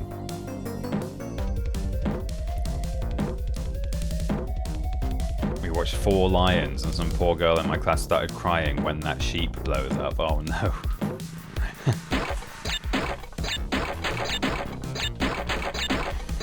I was at a Catholic school, and when we did sex education in year 7, they put a video on, and then when it got to the bit where they tell you about contraception, they fast forwarded the video. Can't be telling these boys and girls about condoms and the pill, because that's a sin.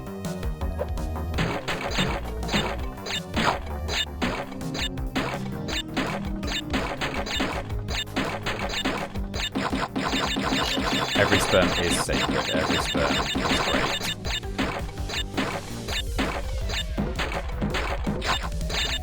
great. Okay, here we go.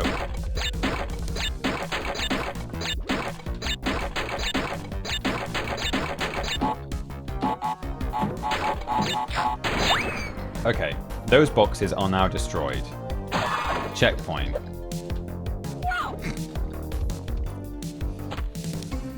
In middle school, I guess year 7 for you Brits, we had a film unit in English class, and one of the things we watched was Jaws. They did fast forward past the Quint chomping scenes.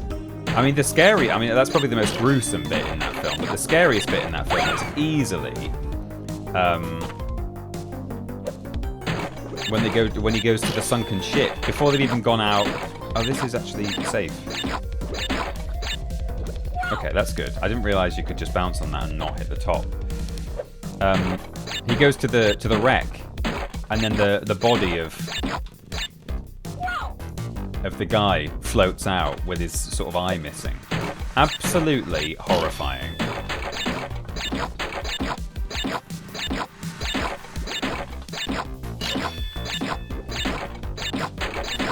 Oh no. Jaws is only a PG. Is it?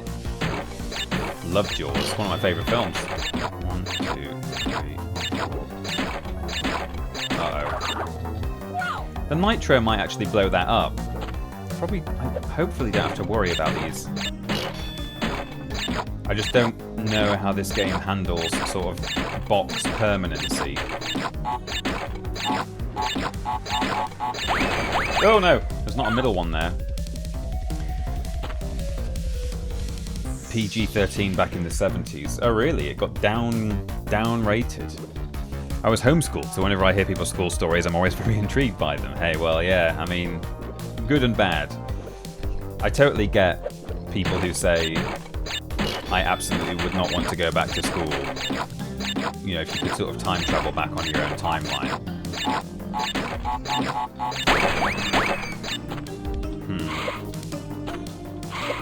Oh, that doesn't even break that. Okay, hang on. I actually have to be clever here.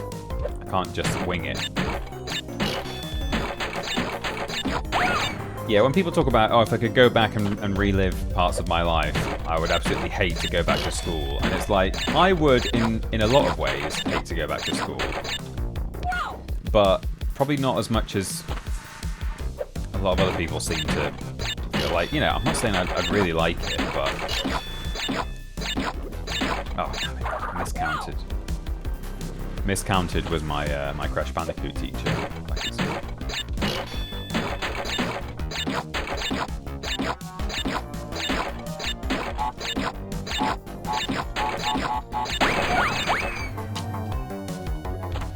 I think it was Gremlins or Poltergeist that caused the PG-13 rating to be added in the mid-80s. What, the existence of PG-13 at all came in because of one of those films, is that right? Let's get those. 2, 3, 4, 5. 2, 3. Oh no. Hang on, I need to not set those TNTs off. What I should be doing is probably taking out these center stripes before anything else. 2, 3, 4, 5.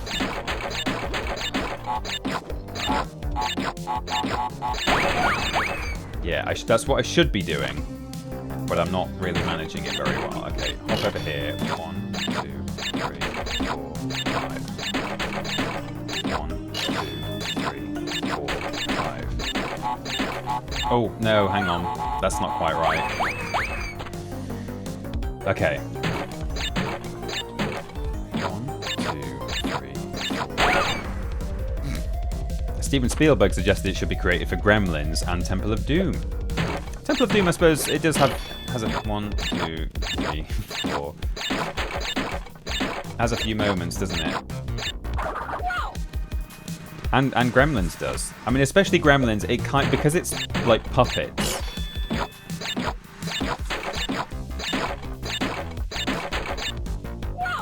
I can see how parents and kids might think, yeah, this'll be. It's like the Muppets, isn't it? And then actually there are a couple of really horrible bits in Gremlins, I seem to recall. I'm not as familiar with Gremlins 1. I have seen it maybe 1, 2, 3, 4.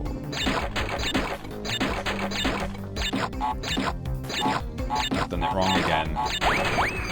Almost did it right, but I need to not set that TNT off at the start. It's because when I get onto this first one, I do need to hit these top ones ideally first. And on the next one, I need to not hit them, so it's a bit confusing. I've seen Gremlins maybe twice. But Gremlins 2, the new batch, I've seen a bunch of times, and that one is a lot lighter.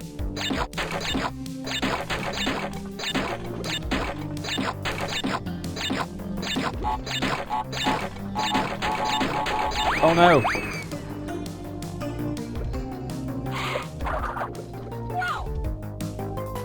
Okay. The tricky thing about this is you've got these 3 sets of things going on, and they all have a completely different requirement and order of how to do what order to do things. 1, 2, 3, 4, 5. 1, 2, 3. Oh yeah, I don't need to get the top ones there because the TNT will blow them up. So I set the TNT off with my final bounce.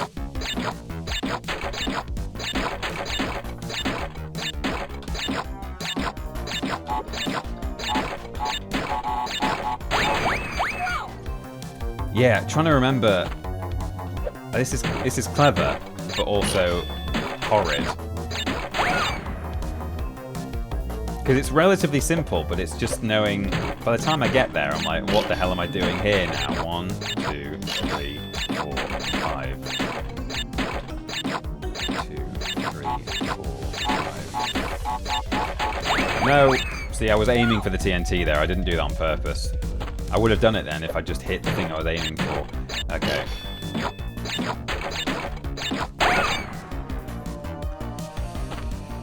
Temple of Doom, pretty intense moments. I remember the conversations around it. Yeah, having your heart pulled out. The thing that stuck with me as a kid was the food scene, actually, which is probably not the most scary thing in that film, but God damn it, I still missed. I was going for it.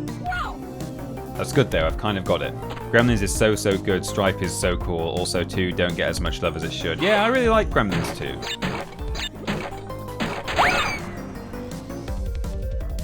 it's far sillier, but I mean, my favourite bit is when they get in the lab, and then you just get all the little different gremlin variants, you know?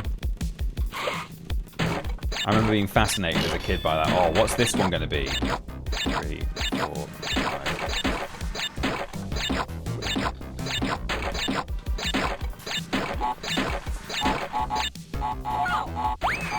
Between those last two, I need to hit that TNT. It's my only chance. On my way to the second of the two base boxes.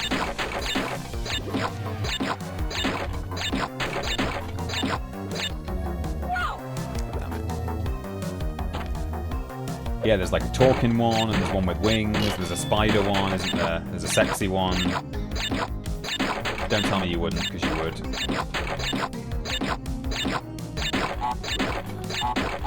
Yes, I think that's everything. Now I have no idea what I'm heading to. The spider gremlin or the sexy lady gremlin are great fun, yeah. And she survived at the end, didn't she? There's talk of a Gremlins 3, but there's been talk of a Gremlins 3 for about 15 years. So, well, probably since the first Gremlins, to be honest. 1, 2, 3, 4.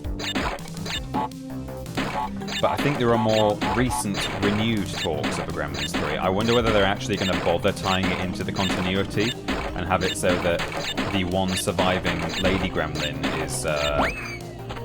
is the source of a new batch of gremlins. Well, I suppose Gizmo lived as well, and he's always been the source of gremlins, so that could work. But yeah, that could be interesting. Hi TP, I'm at work. Want to jump on to catch you playing one of my childhood faves. Hope you're well. Thank you, Duke McChicken. This is one of your childhood faves, but in a slightly different shape, slightly different form, because it's modded. These are custom levels. Okay. We'll make sure that we've played each level through before. Oops. Oh, where's this? Oh yeah, that's the.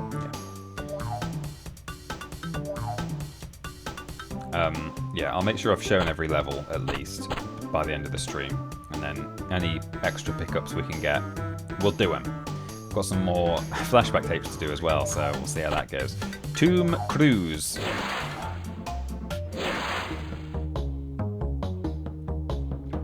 Gremlins 3 is allegedly scheduled for 2027 now, is that right?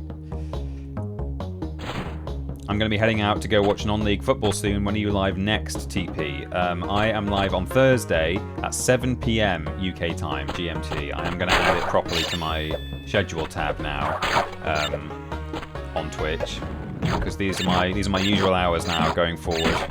I sort of experimented a bit with different slots on... Is this going to slam? Slam shut? Is it just open for me? Is that it? I experimented a bit with different stream slots to begin with, but I am now pretty content that it's a slippery oil. I will be doing this slot going forward, so that's Monday 4 PM GMT and Thursday 7 PM GMT, both for 3 hours.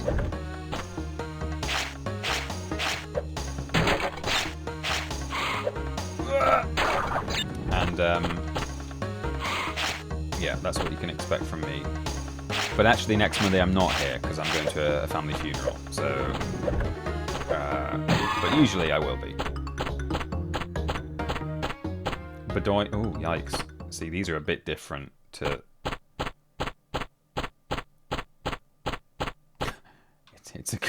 It's good footstep sounds. It's gone very quiet.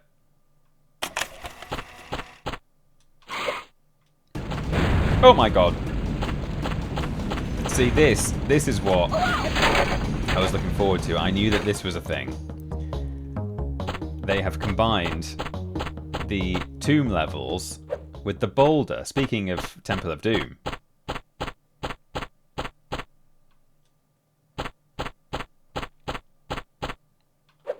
Although not Temple of Doom. It's Raiders, isn't it? But, you know, speaking of indie. What a fun idea. Really clever. Oh, yikes. Oh, it's getting closer. It's getting further closer. Mondays and Thursdays are my usual days off, so the schedule will be good for me, says Steven Skodes. Oh, nice. Well, Well, I look forward to seeing you more, Stephen. That's great. Oh, it's all good, Duke McChicken. Thank you for your condolences, but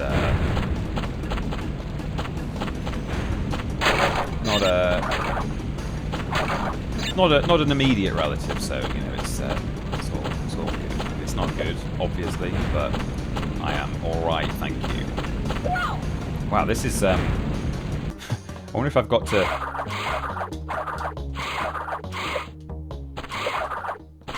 Speed run my way through. Is this even faster in this engine? I don't know. It is in Classic Crash. That is a faster way to move, but I don't think it is here by the looks. Maybe if I skid on the okay, it is breaking the boxes at least, which it does do in. No, see that as well. If you slide on oil slick in Crash, it normally gives you a massive speed boost, but not here. That's gaining on me. That is moving faster than me. We'll see how we get on.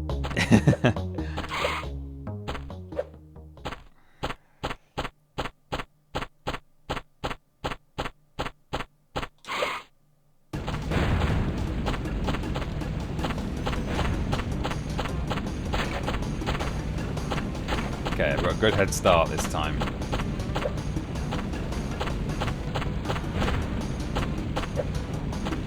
Oh. See you later, Ed. Nice to see you. Thanks for being here.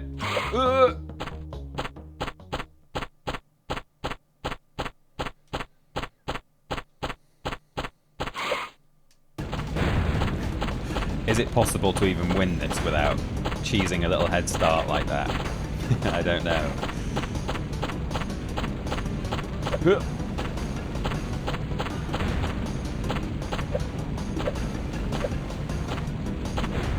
Some funky textures going on, but that's alright. Oh, yikes. Again, it is gaining ground.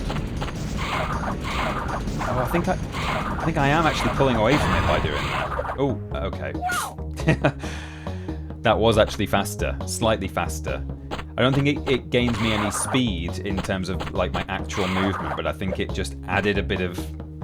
I think you get like just a little distance gain, an instant like you instantly pull ahead by a set distance, which kind of is what speed is, but it gives the illusion of speed. I don't think you ever like your actual meters per second ever increases in terms of like the way that you're physically moving through space, but you just blink forwards by a few pixels.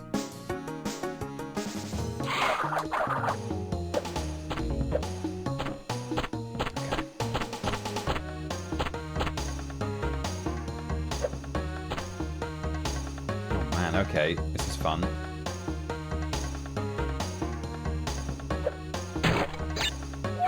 I just had to hope there'd be a tile there when I got there, and there wasn't. Okay, let's see how we get on.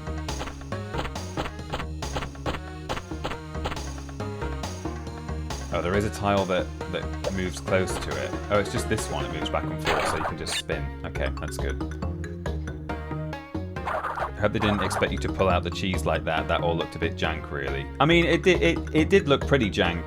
I mean, you wouldn't accept it from Naughty Dog, but actually, considering this is a fan mod and they're trying to replicate Crash mechanics in Unity, I think they did an okay job. I think that's mechanically and technically speaking one of the trickier things that was ever pulled off in the original games, you know. That's fun. I like that. But yeah, it was fairly unforgiving.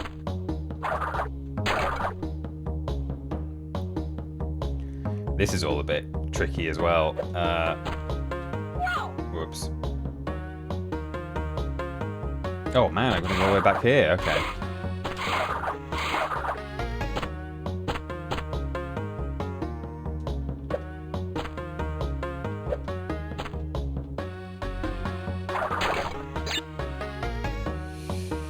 Right. Here we go.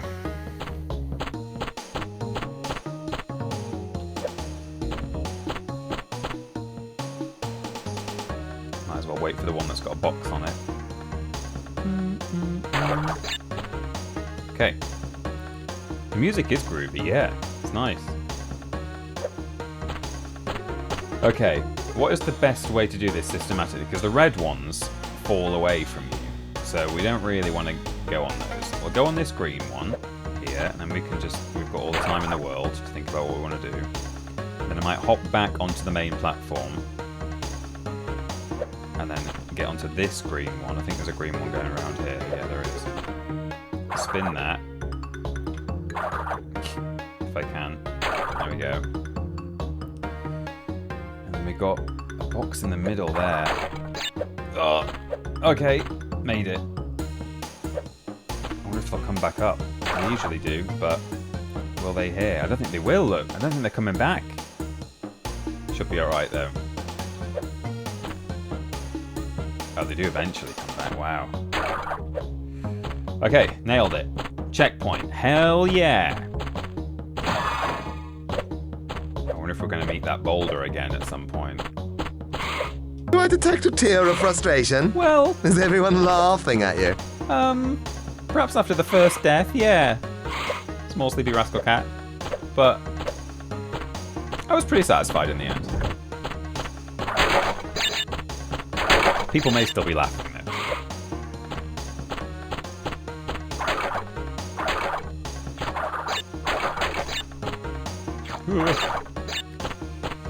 Right.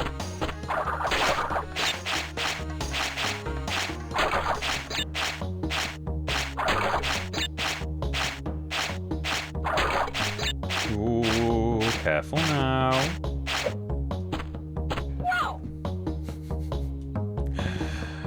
Oh boy.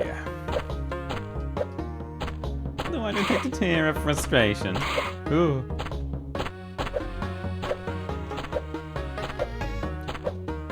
When it's like at its very best, this does just feel like I'm playing Crash, well, 3 in this level, but it feels almost. You're doing incredibly well, aren't you? What a sexy player! Ooh. Thank you, Stephen.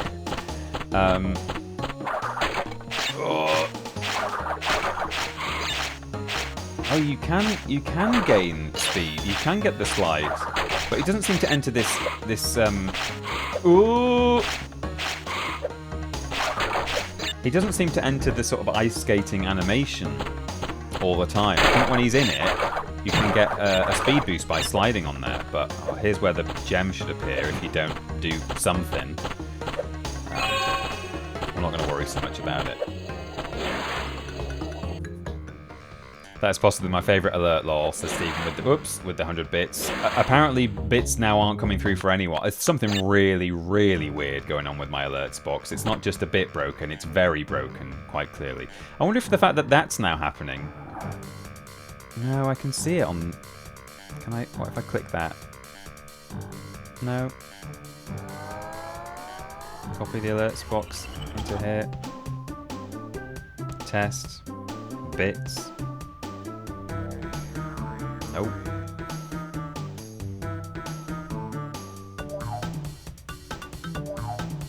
I understand you're quite expert in the collection of canuts. Can hear it. This is a test bed alert for. Can't see it. Just so broken. In the weirdest way I've ever seen. Ruin Around and Barrel Roll are the last two.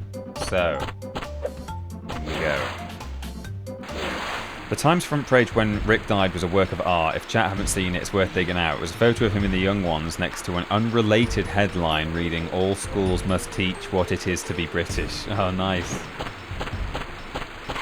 Oh, that's interesting. That it's this kind of level. I thought that's what barrel roll or whatever it was called was going to be, because these levels do have a nice music. It's like the bridge music.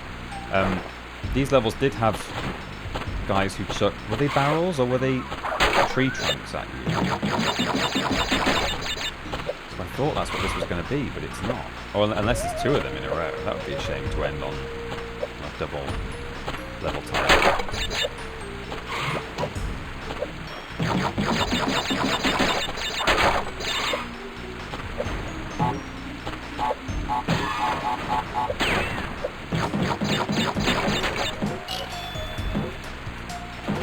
This is a really groovy version.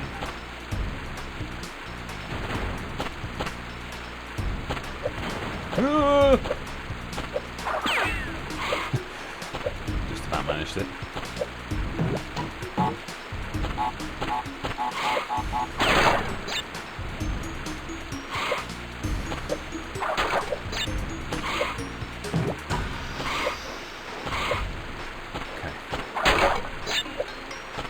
Lizard here.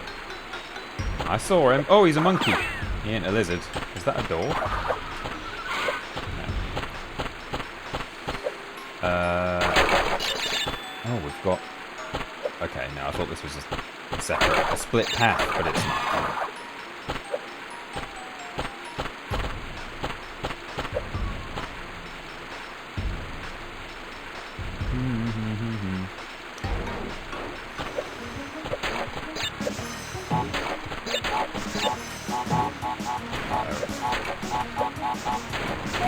Oh, okay.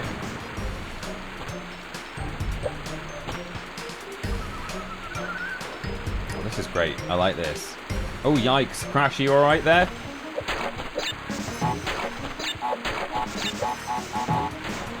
No. Same again. The results have been incredible. They certainly have, Rascal Cat. Hey, at least, I mean, I've made it through the stream, and pretty much, I think we've got time to play every level through at least once. And as said, I can't quite, I think in theory you're supposed to be able to reach that, but anyway, we'll do a bit of this. This is always fun.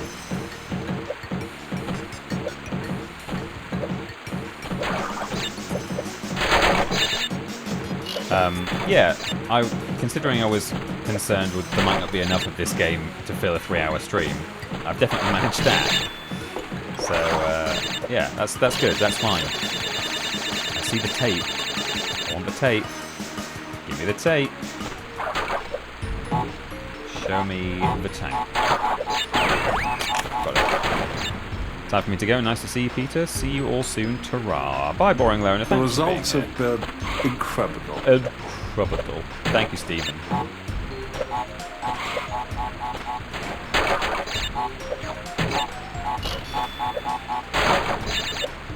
Right. Oh, see, this is what I mean. I thought this was the barrel stuff. Sort of a monkey man.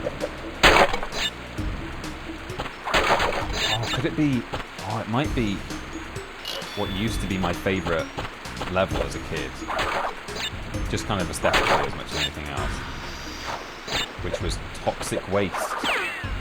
As a kid, I loved Toxic Waste. I think just because it was like... I don't think they actually are rats. I assume they're potteroos, because they're pinstripes goons, aren't they? But I kind of liked the sewer rat aesthetic. Let's see. Barrel roar. They chuck barrels. The guys in Toxic Waste. It's Toxic Waste music. Oh. It's Cortex Power, though. Oh, it is. Okay. Oh, but it's the monkey. Okay. Yeah, it's a bit of both.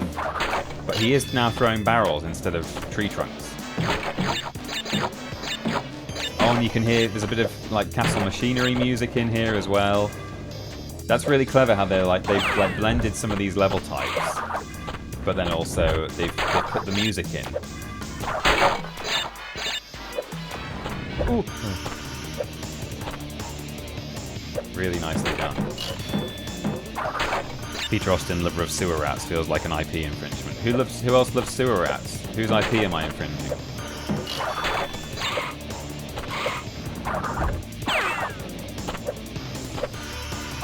Ah, there goes the tape. Hello, some kind of div. Welcome. You join us at the tail end of Crash Bandicoot Back in Time. We've had a lovely time. Oh, two different thoughts, though, sorry. Yeah, I've always quite liked rats in fiction. I don't know what it is about them. Like, their underground tunnels and their sneaky ways.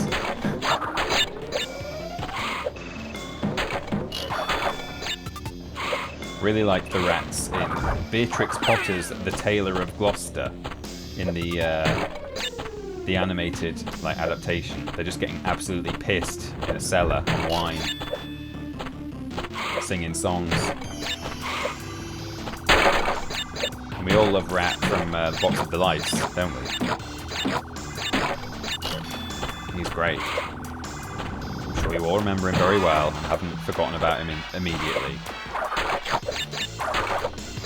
This is nice. It's a lovely blend of Cortex power, toxic waste.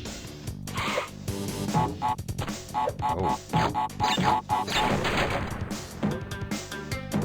Well, hang on. How do I... Oh, I see.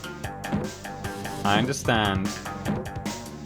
I have to ask, given that Peter has nothing to do with the new Fable, what do you think of what we've... Oh, Peter Molyneux. What do you think of what we've seen of it so far? And also with him and his love of telling lies, do you think it'll be better than his Fable games or no? Well, I think it looks really good.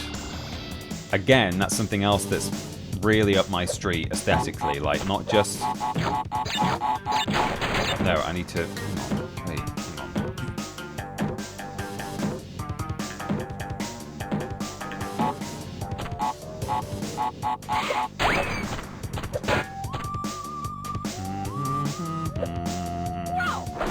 I was thinking I need to not use the bouncy arrow to get over the... I need to smash the bouncy arrow. I need to spin the bouncy arrow. Because that's the only way to destroy it. And then can I use the stripy one to even get over? Is that even possible? Not if you keep falling off, it's not. Yeah, I really like, not just the kind of the fantasy RPG generally, because I think like some stuff is a bit too kind of high fantasy for me, and it's a bit too serious. Like, there's a bit too much going on, and like too much lore, and too much history, and like it's your Game of Thrones versus your Trine. To take a couple of extreme ends, and I think Fable looks beautifully. Yeah, it just looks very fairy tale, doesn't it? As Fable always has been. This is difficult.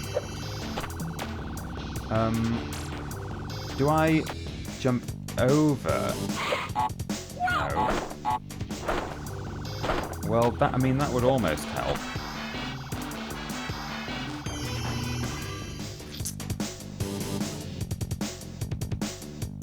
Can I use this to get on there? No, I can't.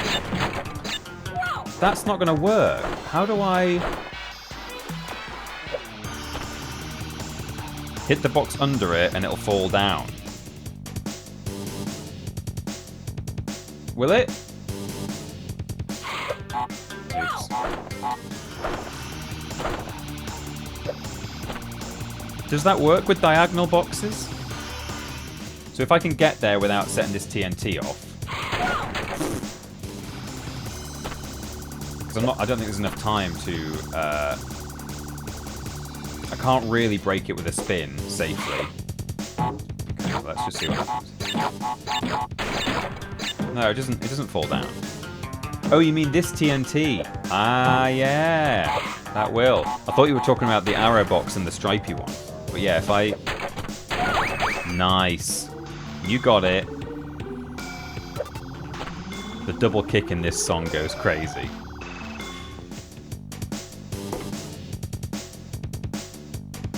It does, doesn't it? It's good.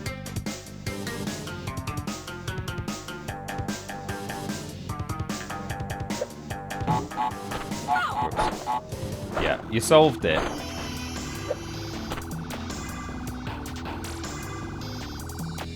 the monkey throwing barrels feels like an IP infringement. It does, yeah. Okay, so we just hop up here. That all gets blown up. Come down here. Should I do that by... I don't know if we can get out of the way of this in time. I can.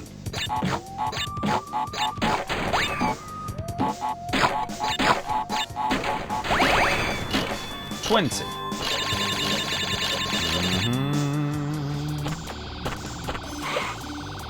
These guys are really slow. Oh, I've got my mint tea. I've just got a little whiff of peppermint there.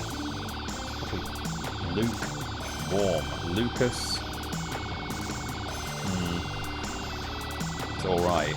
And it's very steeped. Which is fine. That's what I drink it for. Meant to be quite good for your tum-tum.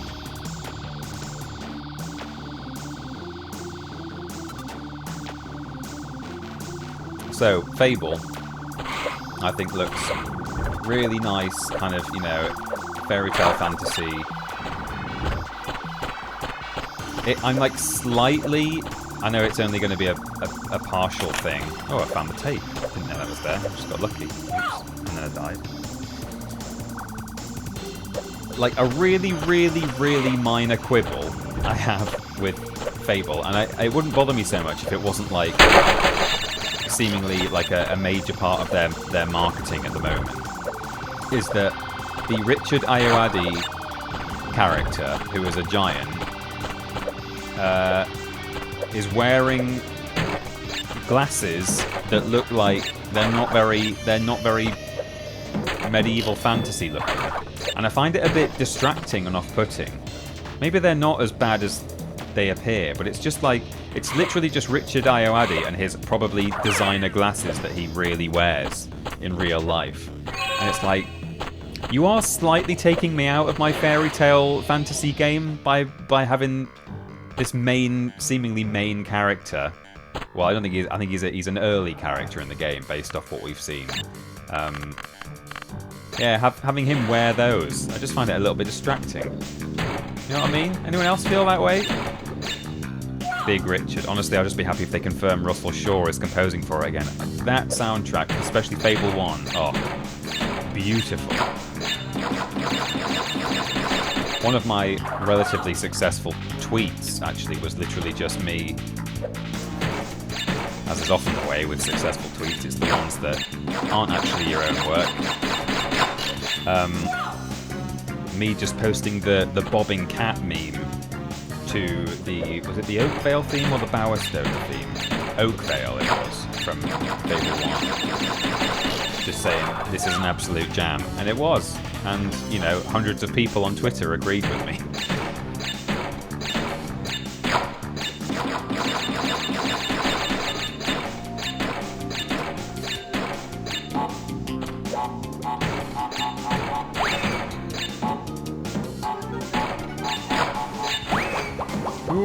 Okay, I've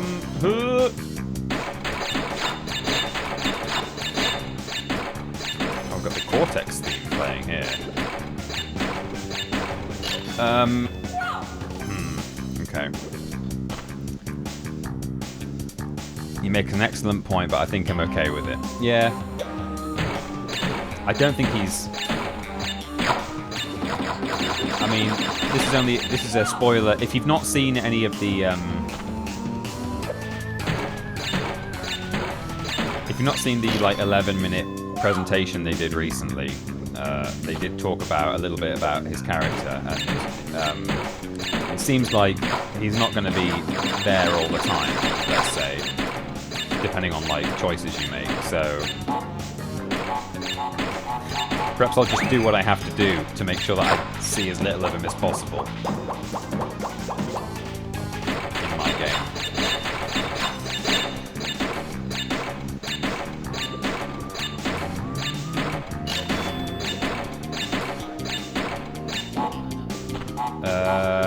Okay.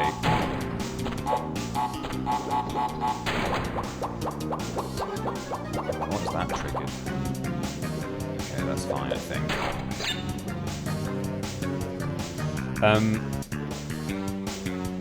Yeah, Molyneux is doing something about... It's set in Albion, isn't it? Which is the name of the world in Fable, but is, of course, also just a very old name for Britain, and therefore no one can really trademark it.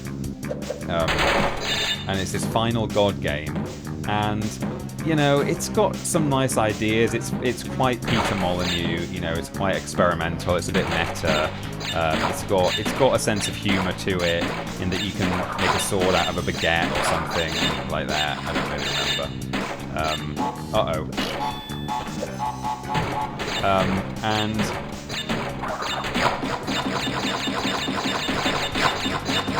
oh man, that's pretty rough.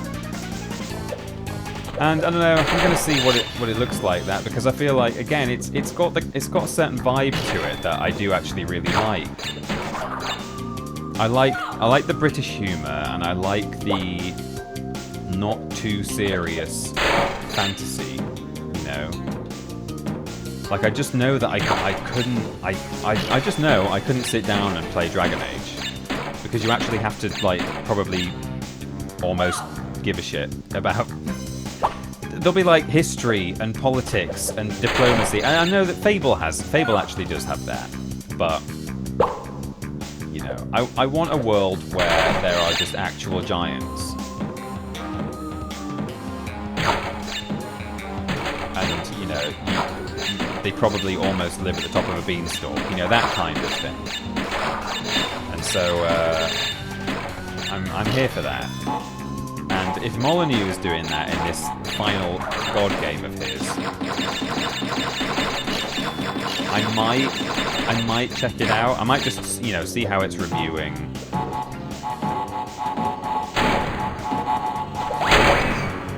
110.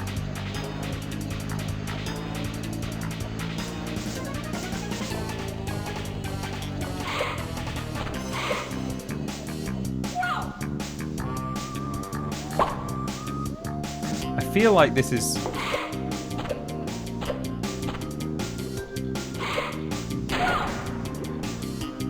I'm sure earlier on there were some boxes that I left behind, sandwiched between some nitros, and I was thinking, well, that's okay, because the nitros will get it.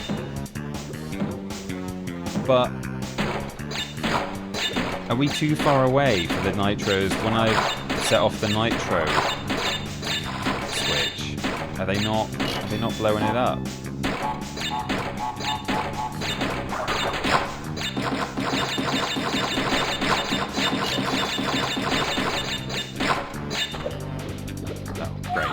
Yeah, I'm not gaining anything there. I need to restart this. I'll have one more go and see if I can work out what I might have done wrong. Is that a proper restart? Yeah. Isn't the actual world full of giants for you? Yeah, fair point.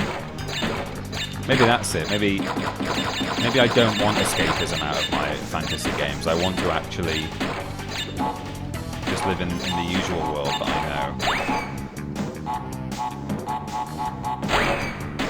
Okay, they've been smashed. That sets that off. And then, in theory, this arrow crate will be destroyed by the nitros. That's what should be happening. So far, I've not seen a single box that's not either a nitro or sitting next to a nitro. Like, everything should be being exploded by the end, like using that trigger. Oh no. This is bad. I almost recovered that. Is it turning something on back the way, that switch? Do I need to turn around and go back for some reason? That's tricky when you're hitting the bottom box first. Hang on, let's just turn left. Let's just see if there's something off to the left. No.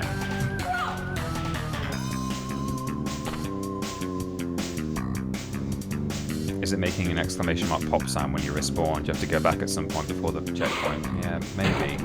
What have you done with the controls, Gromit? That was,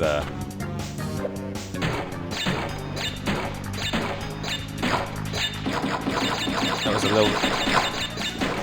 just enough to throw me off.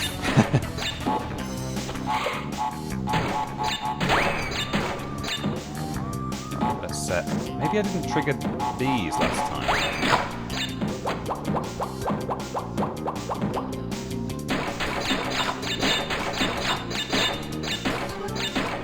Yeah, there could be...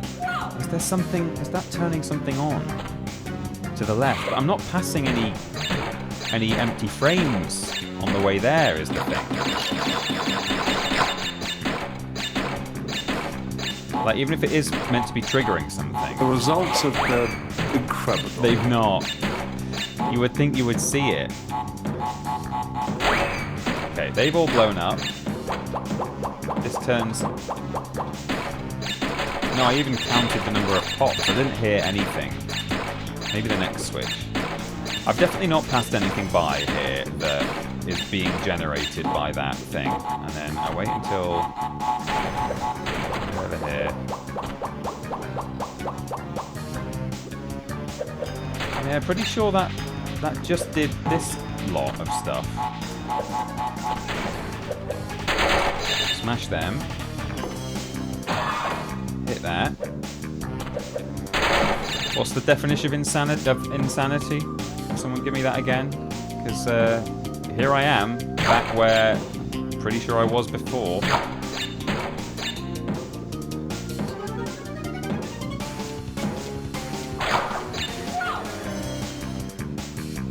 Thank you, Milster. I think it's these that are popping in. I'm just wondering, actually, if I can... No, I was going to say, I wonder if I can get on top of those two crates that are above. I think you're good now, actually. I have a feeling your previous checkpoint had you at 47 and now it's 51. Okay, it might be that I even hit this checkpoint while something was still... triggering, like, you know, like a timer or a fuse or something was going off to the left. Maybe I'm good now. I think it could just be a checkpoint issue. Maybe.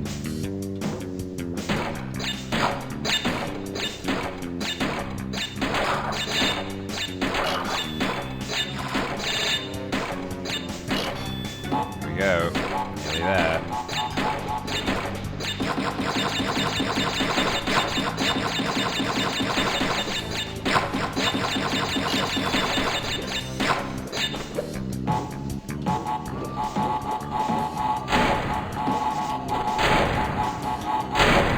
Nope.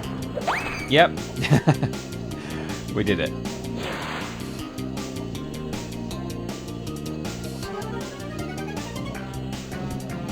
Nice. Hey, look at that timing as well. I've done every level, and I've not done every tape, but maybe I'll do one more. But yeah, it's nice to have covered every level. That's really fun. Let's be Coco and do one more of these. Crash Creator, man. How cool. Oh no. Oh. Oh. Okay. New mechanic unlocked. Whoops. Ow!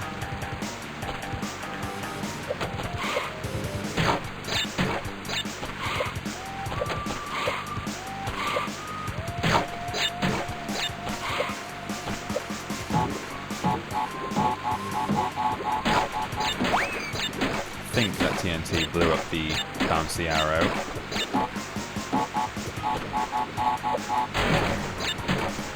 Okay. I remember playing the flashback tapes. Oh, okay. I'm hoping the nitro will sort that out. I remember playing the flashback tapes in... Oh, it looks like I should have... Oh, nearly. I think I should have come along and then turned around or something there. Yeah, playing the flashback tapes in Crash 4, and as soon as a new mechanic is introduced, like this one, the first level is normally quite fun, because they're just trying to introduce you to, hey, there's now these switch crates, which are quite interesting. You're like, okay. Oh, right, that's okay. And so it's like, and then you go through quite a satisfying initial challenge, kind of feeling like, oh yeah, that was fun. I did the switch, and then I did that, and then I got to the end. Oh, cool. And then it just gets ridiculously difficult immediately. Okay.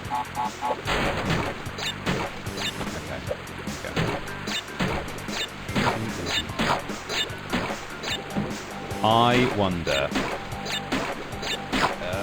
What am I doing? Oh, okay, I see what I need to do. I need to, yeah, slam those things first before I come back. You can tell when there's like a return path has been built for you in this game. You know that you're going to have to go along and then turn around. Whoops!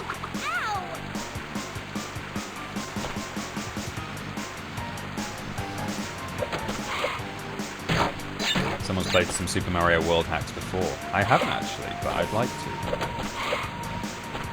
Oops. Ow.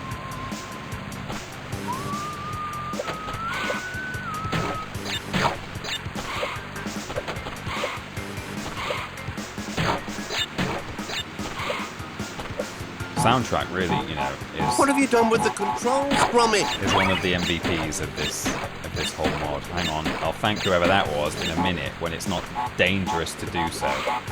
Find a safe and legal place to thank the person who just spent channel points, Straw Hat NPC, on a Gromit.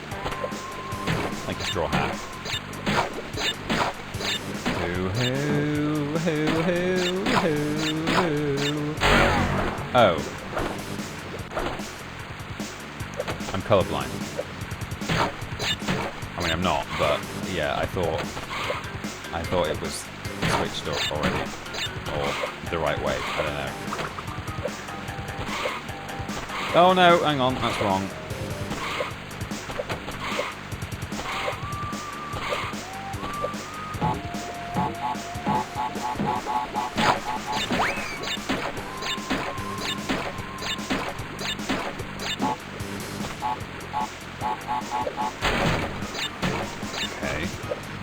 Switch this before I go over. Whoopsie daisy. Hang on, is that right? Oh no. Oh no, I wanted it on red. Ah. Okay, hang on. I need to think about how to do that. If this isn't going to take me ages, I'll probably just bail out. But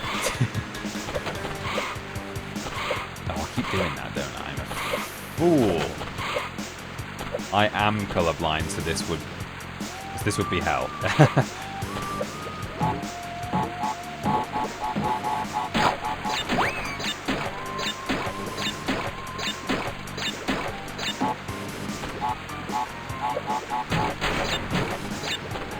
Okay, I'm gonna go down here.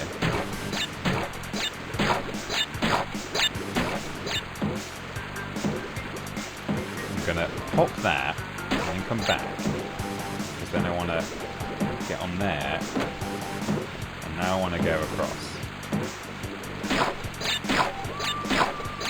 because here, look, we have to do that, and it ain't safe to do so when there's nitros underneath. Now I need to leave it on red, as it were. I need to ghost this thing. I've actually not destroyed as much stuff as I should have done. I made it more difficult for myself by being conservative or / Tory about it. Whoops, I didn't actually mean to do that. But yeah, I need to just destroy a whole layer on the way over, not just half. I was leaving myself more of a route back than I needed. I had enough for about 3 return trips there. I'm learning. I'm learning.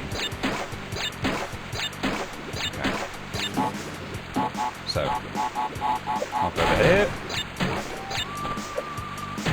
down the stairs,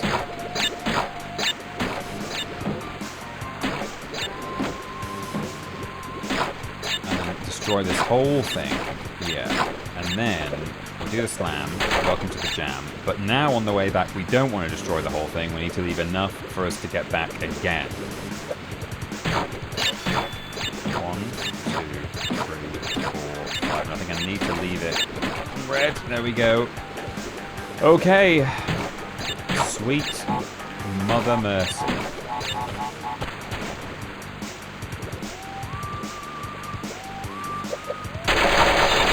Oh, lovely. Very satisfying.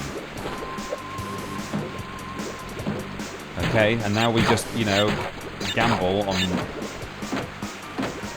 Okay, yeah, we want it on green. Whoops. Probably if I spin on top of it, I'll be able to get out of the bounce, actually. Because once you've bounced a few times, I think the switch starts to lag behind the rate at which you're bouncing, and then you don't know what you're leaving it on. Anyway, let's just do that.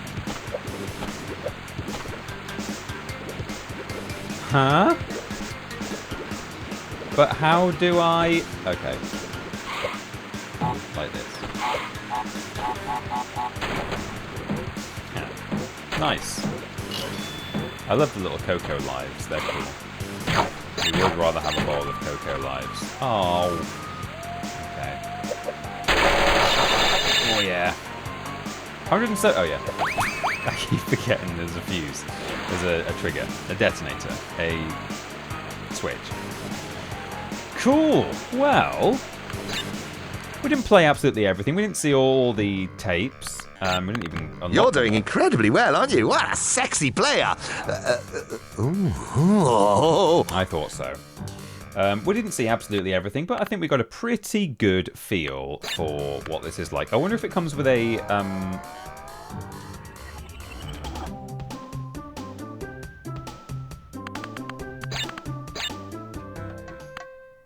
Oh, see, this is how it works. Look, do I click and drag, or do I? Is there a test button? Look at this, just to give you an idea of what you can accomplish here.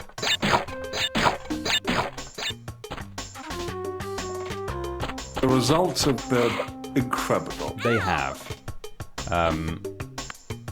So this is great. It's got power crates, which I think like will blow stuff up that's in an area. You can set one of these going. Power crates didn't really come in until after the trilogy, but yeah, see, they're like basically a one. You get one bounce on them. They don't have a few. They're like they're halfway between a TNT and a Nitro. They'll instantly explode, but you do get to bounce away from it. Yeah, great. So, you know, I don't have the time nor probably the talent to change your background, change the type, weather, lighting. I assume you can somehow build more earth on the floor. God, I don't know what these are. Or fire crates from Crash 4.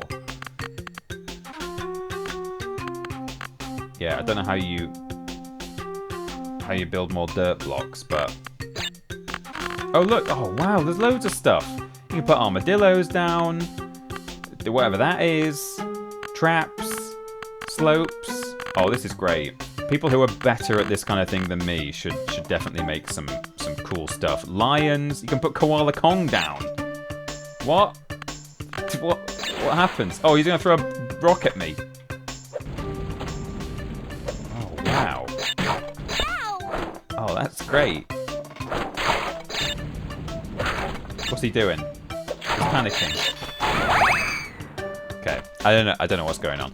But anyway, that is what you can do, what you can achieve with the level creator in this game. There are a bunch of levels I've seen on the internet, made by very talented people. Perhaps at some point when I've got time to like actually go through and look at some good ones, I could even do a stream where I just play a bunch of custom Crash levels in this game. But you know, I didn't want to.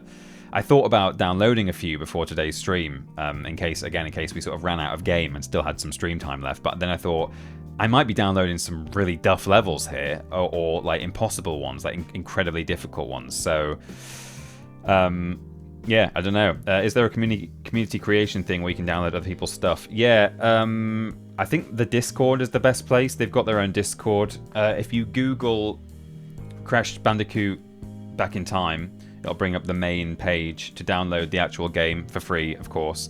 I assume they probably have somewhere that you can donate towards them. And then in that it says, I think that's where somewhere I found an invite to a Discord where you can go, and I think it was just on that page somewhere where people are sharing levels, and they've got a special room, a channel in the server.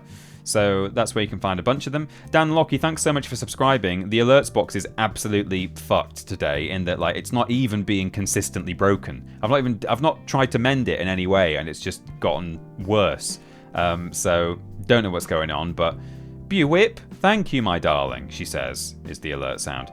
Thank you, Dan Lockie, for subscribing. Thank you also to anyone else who did anything today that didn't come through. Hopefully I saw everything in the chat, because it is all pretty much showing up in chat. I think what wasn't showing up was follows. Yes, there are a few follows here. Thank you to Gemasis